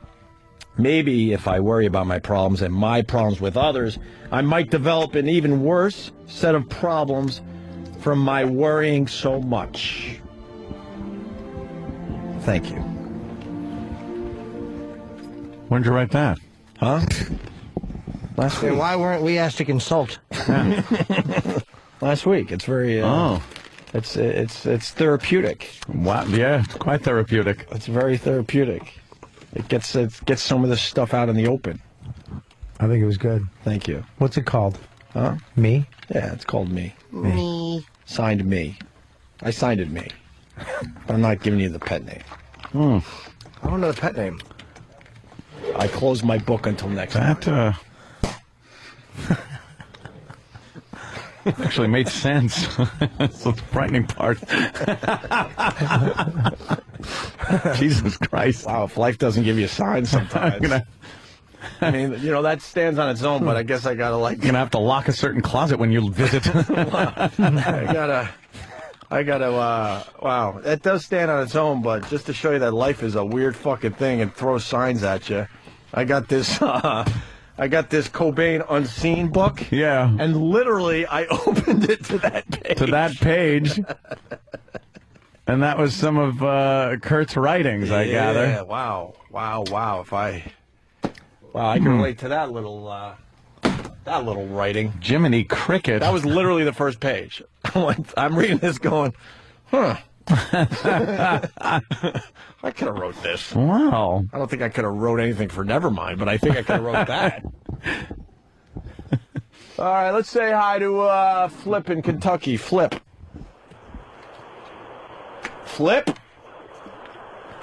Did we lose Flip? Are the phones working today? Where's Flip? Yeah, I'm here. Here come the judge. Let me do a 40-year-old joke. What's up, Flip? What's up? Happy birthday, Yimmy. Oh, thanks a million, Flip. Welcome aboard. Hey, what about that painting from the wedding? Are you ever going to bring that in? I was trying to build up something with the painting, and I think it fizzled, so I think we might not didn't bring in the painting. No, But I gotta no. see the painting. Should I bring in the painting tomorrow? I need to see it. What's the painting? See, me and Robert Kelly could relate a little bit because we both got married recently. Yeah. You get a lot of gifts that you have no desire for, right? Oh, I you didn't get a lot of get any gifts. I didn't get any gifts. I gave you something, man. No, you didn't. I did so. You haven't. No, you didn't. What's your check? You didn't. You didn't write me anything. You didn't give me anything. I sent you a check. No, you didn't. I did. It bounced. You didn't send me a check. You never sent me a check or a card. You never said congratulations. You laughed at me. That's not true. I said You laughed at me. It's just getting worse and worse. You kicked me in the balls. You smacked my bride. You said I looked like the fucking guy who married us, the Hawaiian fucking priest. I did, but I was very happy for you and Dawn. I like your wife a lot, man. And she loves you too, but you never gave us a gift. Oh. Well, not one of my friends. Probably because there was no wedding, we didn't think of it. I love Dee. I mean, it's not that I don't want to give a gift You didn't give a gift? You didn't. But there was no wedding, dude. He just went away. All of a sudden, they get. I mean, there are a couple that I know. They get married. I'm not invited to shit. That's pretty fucked up. He gave me a fine check. I was like, whoa. I don't play Looks games. like someone's getting paid. Well, no, I mean we didn't have the wedding because See, I have an excuse. I didn't know you as long as Jimmy did, so I felt like I didn't need to get you anything. Yeah. But Jimmy, my God. Yeah, I mean Jimmy's the first one we always invite over for Christmas or holidays. We want Jimmy there. But my wife loves Jimmy, but you didn't get a gift. Yeah. I love the dogs. I'm using you, too, for your fucking dogs. The dogs are my favorite animals ever. Next to the horse in the Seattle video. Was that the dog that you would feed your boogers to? Yeah. All right. That shows right there that you really love the animal. It's a wonderful animal. I ain't eating Nutri-Grain. Oh, can I see one of those? Fucking delicious. I know you're going to. Thank you. I'm not going to. Please. Ah. I'm starving. Where did Kenny go? I'm allergic to cherry. He can't eat cherry. That's right, fatso. Go to the door. Who's the eager kid in the hat? Who is that guy? I don't know. Hey, hat from the movie Titanic, come in. All right, how you doing? Oh, wow. Sorry. Look at that. Nice. Hey, Sam, you got a communique? Sam was handing me a communique. I said, why don't you read it yourself there? What do you got, Sam? It says Paul McCartney is in the city. He's on his way. He's on his way over here? We don't have an official time. Well, I know it. They said between when we started the XM portion and 11:30, Paul McCartney would stop by to say hi. Right, he's finishing up at the other place. All right. And then he'll be here. Do we even know what he's promoting? Did you getting the one sheet together? Yeah, we just put together a one sheet. Dude, what does it say, Jimmy? Jesus Christ, there's a lot of factoids. I had one of the the reason I'm laughing is because I had an intern do the one sheet this time to try to train him. Yeah. And he titled one section "Factoids." Factoids. Paul McCartney factoids. Wow. Barbara Walters is second cousins with Paul. No, come on. Oh, with his girlfriend. Which girlfriend? The new girlfriend? Yeah. Uh-huh. He's going to be on The View today, too. For the record, the fireman, Evan Champion, put together that one sheet. Oh, really? Oh, yeah. Evan Champion. We all remember who he was. Yeah, Evan. What did we learn about Paul McCartney getting ready for the big interview today? The motherfucker is listed in the Guinness Records as the most successful musician and composer in popular music history. Guinness Records Book of? That's right. He got 60 discs gold and sold 100 million singles. Yesterday is listed as the most covered song in history by over 3,700 artists have covered it yesterday. Damn, yo. And it's been played more than 7 million times on American television and radio. Jesus. The motherfucker has a company called MPL Communications, which owns copyright to more than 3,000 fucking songs. Right. Including all the motherfucking shit penned by old plain-faced Buddy Holly, along with publishing rights for musicals to motherfucking Guys and Dolls, A Chorus Line, Grease, and he's trying to get one for Rent. What's the company? Motherfucking MPL Communications. My peg leg. I knew you didn't care Thank you for about the actual softball, name. Jimmy. Do you think I thought Ant was really curious because he might have invested in it? My peg leg. Nice. I like the fact that you thought of that the whole time I read through the I description. know. I had to wait. Actually, I had to find something for P. Hey, Robert, what are you going to ask Paul McCartney when he gets in here? For real, no joke question. What would you want to ask Paul McCartney? I might leave. Why? I might just go sit out there on the bleachers and just watch? I don't want to fuck it up. It is one of those I get things. nervous when I get around fucking celebrities, especially he's a fucking Beatle, dude. He's huge. Right. Yeah, I don't need a fucking another not you story. I might just sit out there with that fucking. I get nervous when Dreyfus came in. Yeah, I was pretty nervous with Dreyfus, but I this wasn't. is way bigger. Dreyfus seems like he'd be fucking cool though. Was he? He was boring. Are you going to comment on his song that he did with the chiking, chiking, chiking, chiking? What song? What song? Yeah, exactly. Dreyfus? No, McCartney. Oh, I get the. It's going to be all right. We're going to dance tonight. Yeah. You going to comment on how much you love that song? I do like that fucking song. I'll tell him. You don't. I like You that said song you you did. didn't. What's the new one? Hey, we're going to dance tonight. We're going to be all. Plinka, plinka, plinka, plinka. And then I want you to model his poster, his little promo poster, like you used to do for us all the time.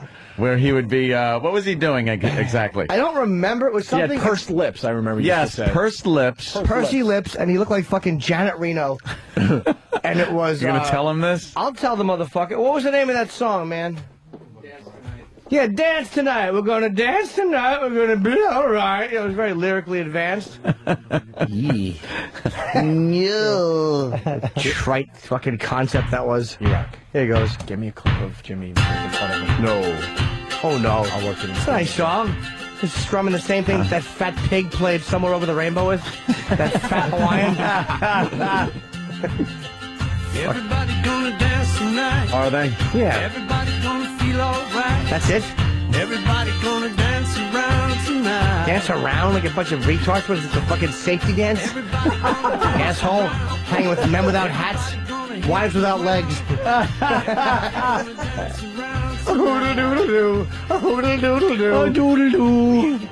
I'd like to listen to this song while doing the two-step through dog shit. In big rubber boots, so it makes a squishy sound. Like in a room full of dog diarrhea.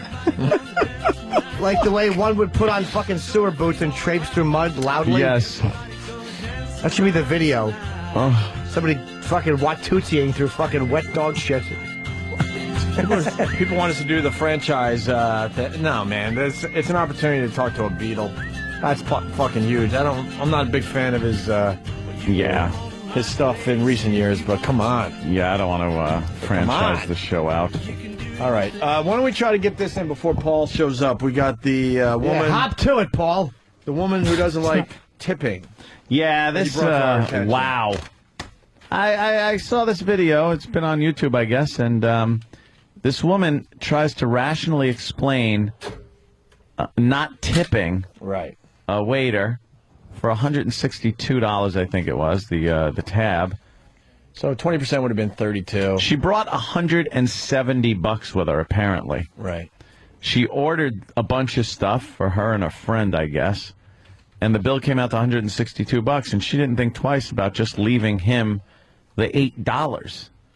And this is her not even rationalizing it, but being so fucking obnoxious. But how was this video made? I don't understand. She just put it in because she was so annoyed. She kind of made a little made a video blog of how annoyed she was at the waiter calling her out on it. Right. Oh, wow. Okay. Yeah, the balls on this fucking woman. What's up, Sam? You good? Yeah. You came back in. Oh, because you saw the video. Yeah. Gotcha. I thought you had more Paul's. Where's Paul McCartney? Where the fuck is he? He is still at the other place. What the fuck's he doing?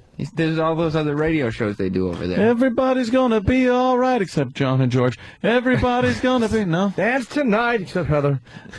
He's having his face ironed. Hey fucking. Hey Reno. Fucking. Maybe you can snatch up C. Everett Koop. Fucking head over here. Fucking big dyke face Paul is. So who's stupid hairdo? Hey, maybe you can trade wigs with Pacino. Yeah, I like that. So who's gonna win, Ringo or Paul? Who's gonna win? Who actually makes it to the finish line? Who's gonna be the last? Probably Paul. I think You Paul. think It'll probably be Ringo with our luck. Yeah. The least gifted one. Yeah, you sit there and just go, could you believe it? Exactly. Ringo's the one that made it. Yeah, he'll be playing Love Be Do on the spoons at a fucking bar mitzvah. Like the fuck kick. I want to kick Ringo right in his shitty stash. I want to dip the fucking tip of my fucking shoe in dog shit and kick his stash.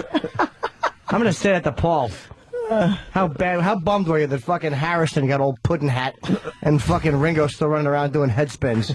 How's that feel? That fucking poor old George became fucking old oatmeal between the ears, and fucking Ringo's brain is as hard as a fucking rock of Gibraltar. How fucking sad is that? Pretty sad. How bummed out are you that they gave fucking Lennon a bullet sandwich and fucking Ringo was combing his stash, sitting on a pile of money in a mirror with fucking Pete Best tonguing his asshole. Fucking Pete Best was eating the ass of drummer worst. Just fucking Ringo stunk. Let's make sure Paul doesn't hear any of this. Fuck, let him hear. I'll tell him to his fucking stupid animal-loving face. Yeah. Yeah, we ought to get burgers. Yeah. I ought to get a bunch of burgers and start eating them. Hey, Paul, I gut punched a turtle. What do you got on it? I fucking held it up by its stupid, vulnerable neck and socked it in the gut until it shit all over the table.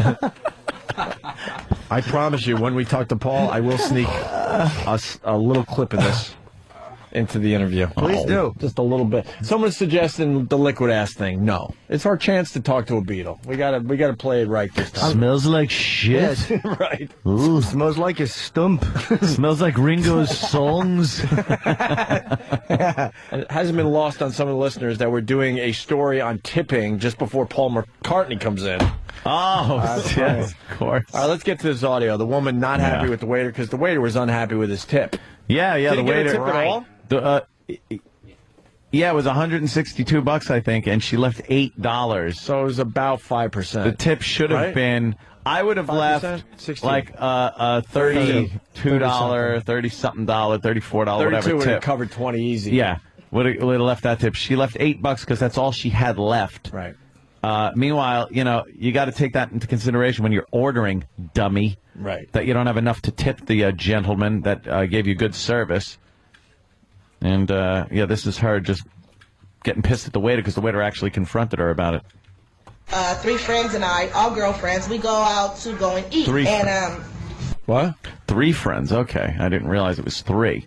So now 3 of these cheap fucking cunts can't come up with a tip for this guy?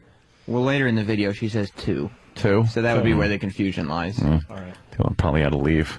3 friends and I, all girlfriends, we go out to go and eat. And we were the only colored people there. The rest of the tables were Caucasian. So And what the fuck does that have to do with anything? And what the fuck does that have to do with anything? Yeah, who is this man doing an impression of a woman? Doesn't sound like a girl. This big fat lump of shit has to bring the race card into it immediately. She's colored. The only black people there. No, she said colored. Colored, whatever. It's funny. And then the rest were Caucasian. I don't like being called Caucasian. Exactly. What do you like being called? He's an Ofe. I don't know. Racist. Who cares about being called Caucasian? Privileged American. Are any of those? Do any of those slurs bother you? Above the law American. Melanin challenged. Any of the white slurs bother anybody in this No. room? Cares. Just Honky, any of these things? Just inventor. Inventor. Creator of all good. That's it. Wonder Bread. What are some Conqueror. of those other names we're called? Fucking hot tub sitter while I drink champagner. I'm now booer. That's what I do. Hey, come on, that's because that's what I do. Oh, that's true. Why would I be upset with that slur? Because I have to start thinking now, if they're going to be accurate slurs, who wants to be tranny lover? Bob raised his hand. Yeah. I think we should. I think we should bring the audience in for the Paul McCartney interview. Get a nice I lively agree. room. You guys Oh, want to yeah. come in? Just behave. All right. And this young gentleman up front is dressed like fucking like one of McCartney's classmates in 1963. That fucking dopey hair, doing his tight slacks. Like to suck his dick right here on the Travis's. All right, here we go. Try to give you a setting of what was going on. So we ended up ordering. I had 2 girlfriends. They ordered filet mignon. You know how much that costs. And I think I had a crab salad, a vegetable seafood salad, and whatnot and whatnot. I think we all had 2 drinks apiece. So anyway, the bill came out to be like $164 or something like that. That wasn't bad, right? Of course, it's a We baby ended up paying the bill. But as we paid the bill, okay, we had like $8 and some change left over, so we left there for a tip. You fucking cunt. $8 and some change left over. Yeah. So, what's what she had left? Yeah, so they just threw out what they had left, and you know damn well that ain't all they did. They didn't leave that motherfucking place broke. That's all they had left. Bullshit. I used to wait tables, Bullshit. and Europeans and black people No one cares. didn't tip. No one cares. They didn't tip. Quite tip. No They don't one tip cares. at all. Don't quite No tip. one cares. It's No a one stereotype. cares. Black people don't tip. It's a stereotype. Here we go. The second clip. The waiter takes exception to the tip the woman left. Yeah.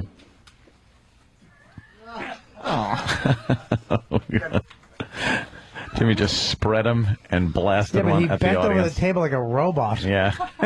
Play it. We're good. You got to show the audience. No, why not? Yeah. Give them a treat. You guys enjoy that?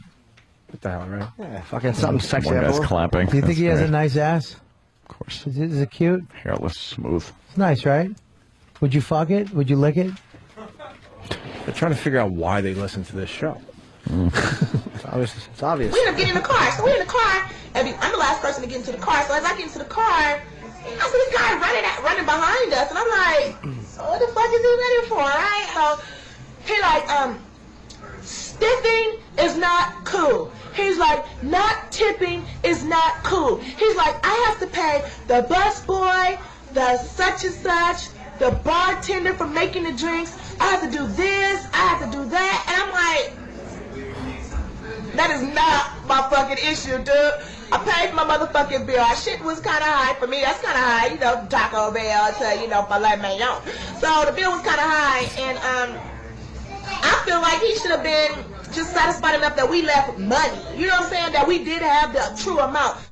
The fucking attitude on this bitch makes me want to punch her in her fucking face. Well, she's not coming across in a good light, though. Of course not. But that's just it. She's fucking presenting herself. She made this video herself. But you know, to get pissed to try to make it like the guy. It was his problem. But she left $8. Yeah, I mean the restaurant. She did leave some money. Yeah, and the restaurant should be happy that she paid her. That she paid her bill. And she did pay the amount. She's like, hey, I paid the bill. And by the way, I think that's an illegal practice for a restaurant to make wait staff. It's called tipping out. Yeah, I've had to do that, and dude, it fucking sucks. It got sometimes they make you tip the manager. The manager dips into your tips too. Yeah, well, I never had to do that, but like I had to do the same thing. I would make a decent amount of tips, and then I had to give a percentage to the to the bartender, the to bus the staff. boys, and like I felt guilty sometimes because there was some days where I'd be bartending, and like the waiters and waitresses are giving me like a percentage of what they made, and I know I didn't do shit all day. Yeah, and I think it's an illegal practice now, but that's even more too because now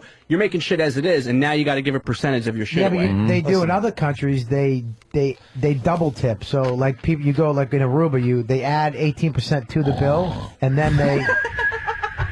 What are you doing? He's in the running for worst story ever awards. No, go ahead, Ope. Go ahead, Ope. No, I want to hear more about Aruba. Go ahead. How's the tipping in the Cayman Islands? A little better than Aruba, right, Bobby?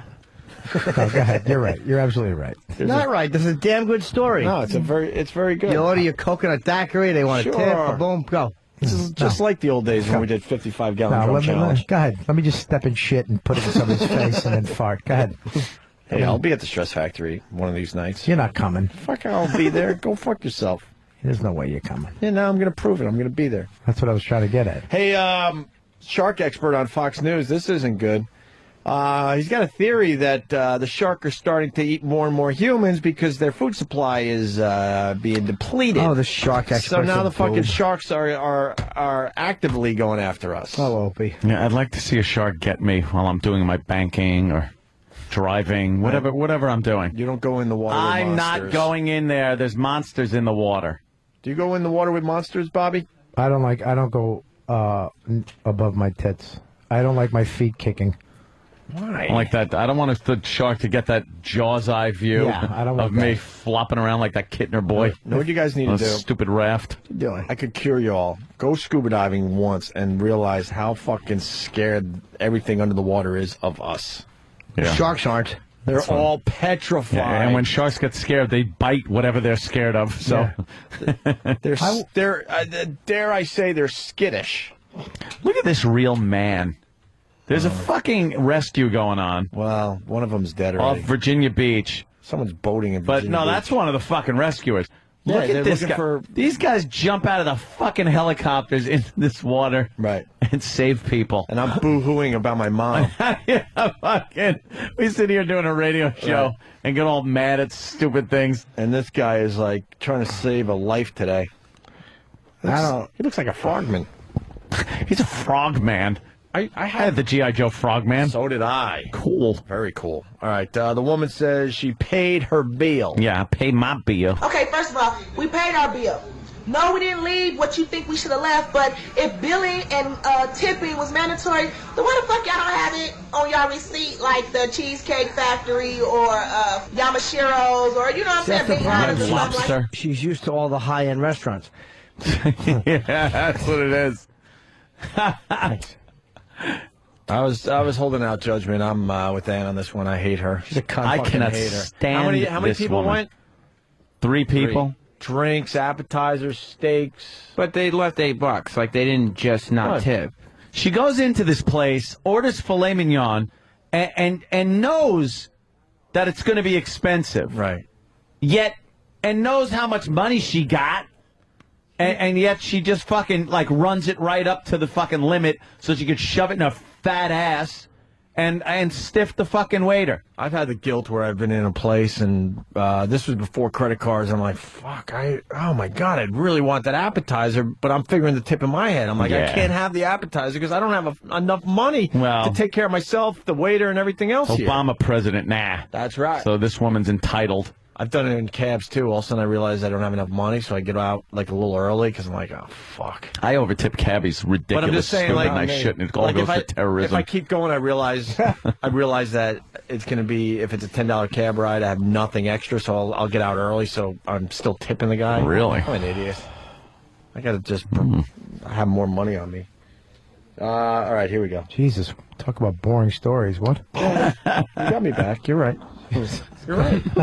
You're so right, guys. Everyone's feelings are getting hurt. Let's just move on. We're a little distracted. We got Sir. Someone is reminding us it's Sir Paul McCartney. Right, we got to call him Sir. Is it? What the fuck? Hey, Sir, be on time. I'm going to leave when I just got a communique from the guy that runs the channel. He said it should be just a mere few more minutes, so.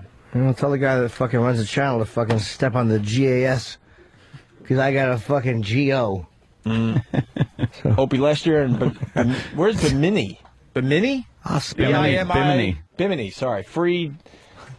He went free diving. He saw a 20-foot tiger shark swim by him. Fuck that. Nice. Tiger shark. Fuck They're not that. going to bite you. Yeah, are you out of your mind? They bite you because they think you're a fucking seal. Google when you're fucking above. tiger shark and What's a tiger shark? Google tiger shark and fucking. They're not going to bite you. Dude, they chase sea turtles and bit it in half. Google it. They have photos of Did it. it hurt? I wasn't fat. Huh? I wasn't fat at the time. It wasn't about being fat. It was about being fucking looking like a turtle. What do you look like? A thumb puppet? I mean, same thing, you fucking mush. Bobby has just about had it. But Bobby's These appearances are exhausting for you, aren't they? Bobby's problem right now They is just this. fuck with you the whole time. I don't fuck with Bob. I love everybody. I pointed out his turtleish appearance. And I pointed out yours. Yeah, but we're both shellless turtles. Yeah, but Bobby, do you have a hickey on your neck? You don't have a hickey. Jimmy Not sure only do I does. Look at it. What are you, fucking 12? Thank you. I got these. Did you get it in the movie theater? This guy hickeys all over his chest. Do you have a convertible? Why do you have hickeys on your tit? It's creepy, Who right? sucks on your tit? It's a fucking, you know, a good girl, and you, like when she's biting me, I just go, fucking take it, it's yours. I come. I appreciate a good time, but the hickey thing. I don't like anybody fucking getting roughhouse with me. You never been fucking, never had your, I like a lot of stuff. Oh, I like a lot of stuff. I don't like that. I'll smack her back. That might be allowable. I don't like getting All right. bit. Let's get back to the exciting bit that's playing here. The tipping Yes. bit. Woman says she paid her bill. Okay. Or you know what I'm saying, bananas or something like that, then it'll just be added to the bill, to the bill, and then I'll tip you that price. You know, but today I felt like, you know, motherfucker, if I wanted McDonald's, I would have went to McDonald's. If I wanted Taco Bell, I went to Taco Bell. But I wanted motherfucking seafood, and I wanted it from y'all place, and I feel like I can afford it today. So I paid for that. I didn't know that when I go out, I have to also think about my steak and the waiter. Hey. You do have to think about that. Listen to the fucking way she's talking, though. Like, I ain't my fucking. There's no one that can ever convince this fucking idiot that she's wrong. No one. She wanted a steak. She ordered a steak. She paid for a steak. There you go. No, That's it. So if somebody wants to bring it to her, they could bring it to her. She'll give me That's $8, but beyond that, God forbid someone fucking didn't give her what she thought was mines. There'd be fucking hell to pay. But this fucking bitch stiffs this guy, probably waiting on him hand and foot, all fucking, you know damn well there was problems. Yeah. Oh. well, if the service had been good, maybe she would have wanted to tip him more. Yeah, well, the If there service hadn't is been probably problems. never good enough for this fucking sow. Plus, if he's so concerned about his tips, he should really be waiting tables instead of chasing people in the parking lot asking about $8. Hey, Sam, you want to give E-Rock a hickey today? No. No. I've never seen a hickey. No, I don't want to. I've never seen it. I've never seen somebody give What would somebody it a take for you to hickey like give, that. you know, Where? E-Rock a hickey? Right on his dick. You can't give a hickey. I know you need some. I know you fabulous. need some promotion for your fine radio show. Give it Where's to him- E-Rock? Let's give see it if to him right above let's his see if tit. E-Rock's open to the possibility of getting a hickey from Sam today. I can get into trouble. And Robert, I'm surprised you didn't have more on Jimmy's hickey. What do you mean? I'm not just bothered by it. No, it's Jimmy's into that stuff. That's fine. I don't like hickeys. I don't like them on Jimmy's neck either. Mm-hmm. Why would you get it where where's people E-Rock? could see it? I don't know. What happens if Sir Paul walks in here when this shit is going down? So he'll probably like it. You know what's funny about the Anything? Sir Paul thing?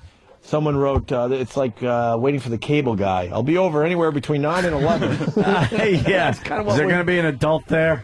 All right. Now, E-Rock, before you say no really quick, because I know how you get, Fucking think torture it over the a kid. little bit. Fucking torture the poor kid. I know how you get. You put it on him. Sam was just telling us just a little while ago that he wouldn't mind giving you a hickey in honor of the fact that Jimmy comes in here with a lot of hickeys lately. What? This is getting the gay right out of the show. Now think it. I thought we were moving on from this. But think it over. Maybe there's a way to do it where it doesn't seem gay. How? I don't know. You have Let's a at least twink sucking on a chunky guy's tit. How is that not gay? let's at least put it out there. Maybe there's a way around that the gay issue here. No, I don't. Pretend you think got that's gonna bit be by a possible. snake and he has to suck the venom out. Yeah. Now on your little boobies, your little girl boobies, that would be weird. What about the belly?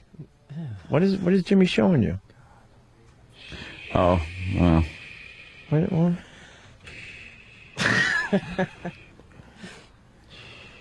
All right. E-Rock, what about on the belly?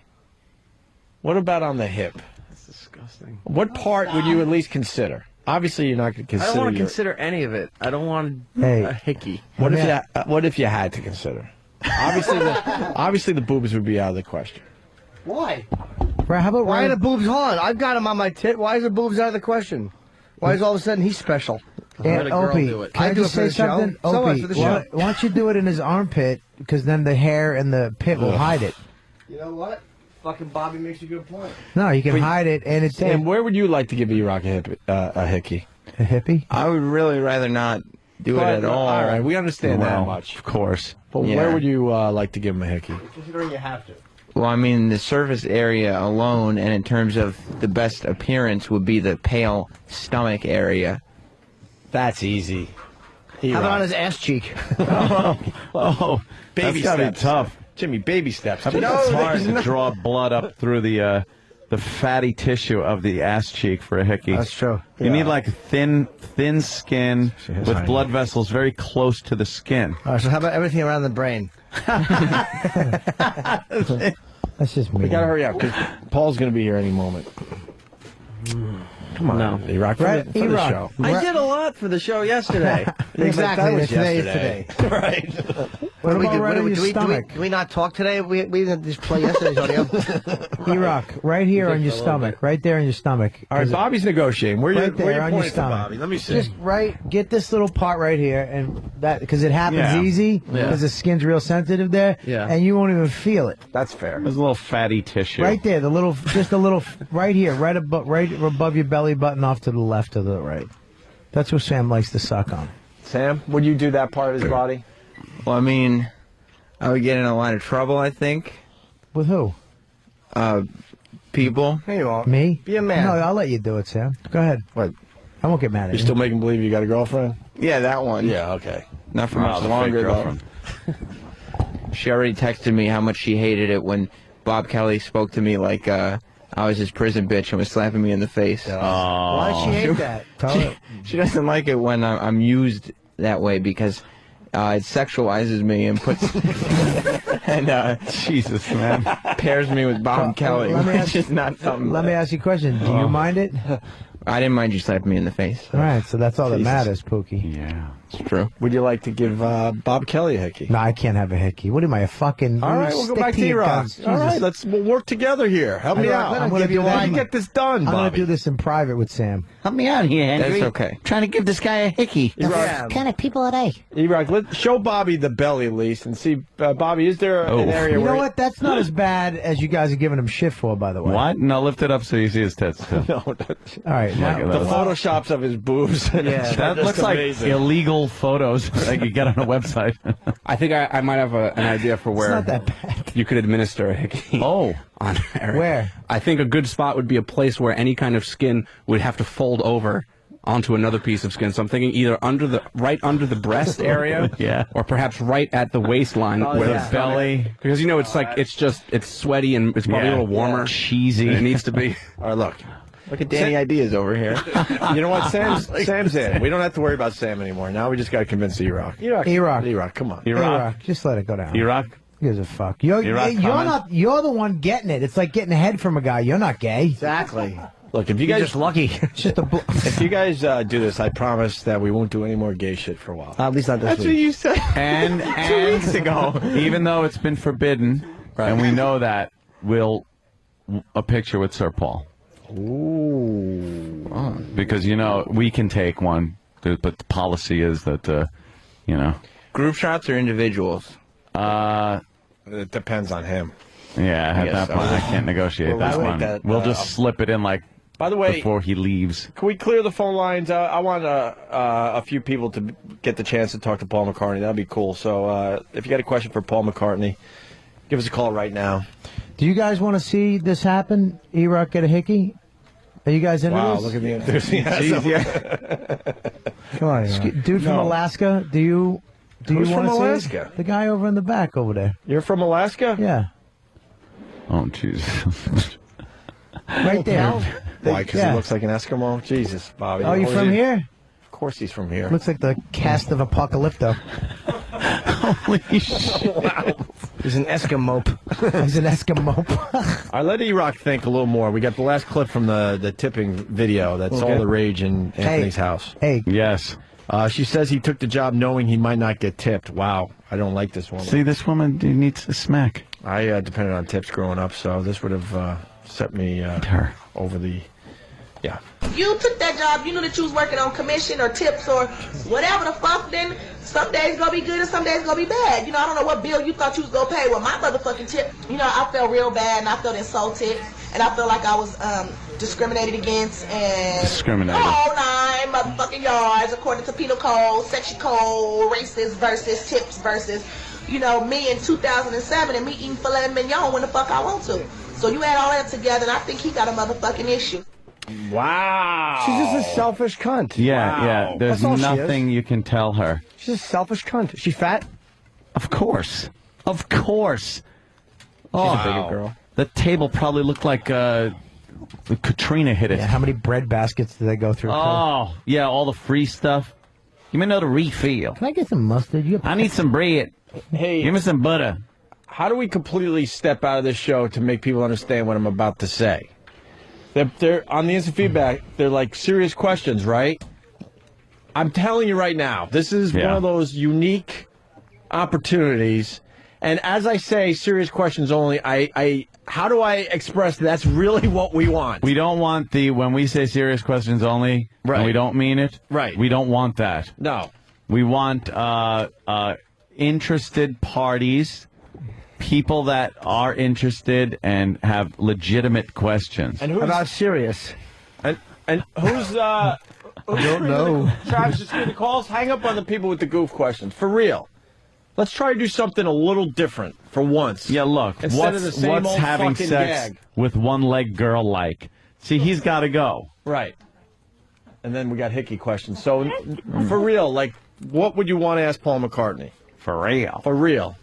All right, we're going to attempt to do something a little different today. Stupid us, that we maybe mix it up just a little bit finally. All right, where are we at with the hickey? What did Jimmy... Threw a gasser at him. I cut the fart and tossed it to E-Rock. I pass it on. Wow, you're good at that. Yeah. We could have Steve give Eric a hickey and then see if Eric catches his cold. Well, no, Steve is We haven't even discussed that. Fucking sarcastic We asshole. all noticed that He Steve really had a is. cold for what amounts to 1 day, which is very strange. I have to try to shake this. Because most of us understand that a cold is 7 to 10 days, but Steve was able to get a cold and lose a cold within 24 hours. Fucking guy's doing the peppermint twist all over the office. I've never seen a healthier man. Right. What the fuck? It's amazing. I see that. Yeah. Real questions only, because now people are like, no, you guys have trained us too well. Please, I'm serious. This is a nice opportunity to talk to a living Beatle. So, and Travis will try to like filter out his best. Where are you gonna get as best he Maggie? could. Huh? Are we giving up on the hickey? No, right in the A-Rock, stomach. Are you going to disappoint us today? I'll do it for a photo with Paul McCartney. Son of a bitch. Oh, motherfucker. And we have to hurry because he'll be here in about 10 minutes. All right, cool. Sam? Belly, right? Right on the belly. Okay. Right on the left side of the belly. Sam. Okay. And don't Hold bite. on now. His left or my left? His left. Surprise us. Come on, Iraq. I'm trying to get some fucking hot footage. Stroke my fucking cock to it. All right. Sam, don't bite too hard. Just suck and bite. Suck and bite. You just bite and suck? Remember what I taught you? Oh, okay. Hold on. Wait, which area am I doing it? Right, here? No, On the down- fatty area. Down the Right- bottom. right there. No, down a little bit right there. To the left of the belly button. There you go. Where? Right there. Here? Yeah, down a little more. Right in there. Right in there. Do it up here instead? Yeah, sure. Go ahead. All right, thank you. Right, Where are we right doing near it? the tit. Right near the Doing tit. it up here. Right near the tit. Right near the teat.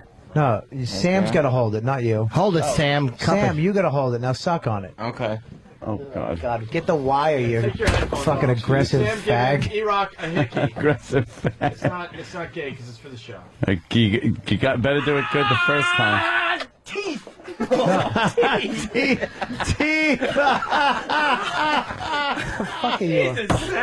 Meaty son of a What bitch. the fuck? Sam didn't get any. You gotta suck on it. teeth marks. You got to suck on that hard. All right, hold on. Let me set my camera. That was a here. complete fail. I'm a little creeped out. Epic fail. Sam was a little too eager there, man. Just a little too eager. With What am I going to be romantic about it? Yeah, I at least didn't say fucking you have to caress be his belly. romantic, but Yeah. Sam wanted you know, Maybe maybe a little softer. Don't be maybe- fucking two gay guys in a fucking bar. maybe. Oh. Ew.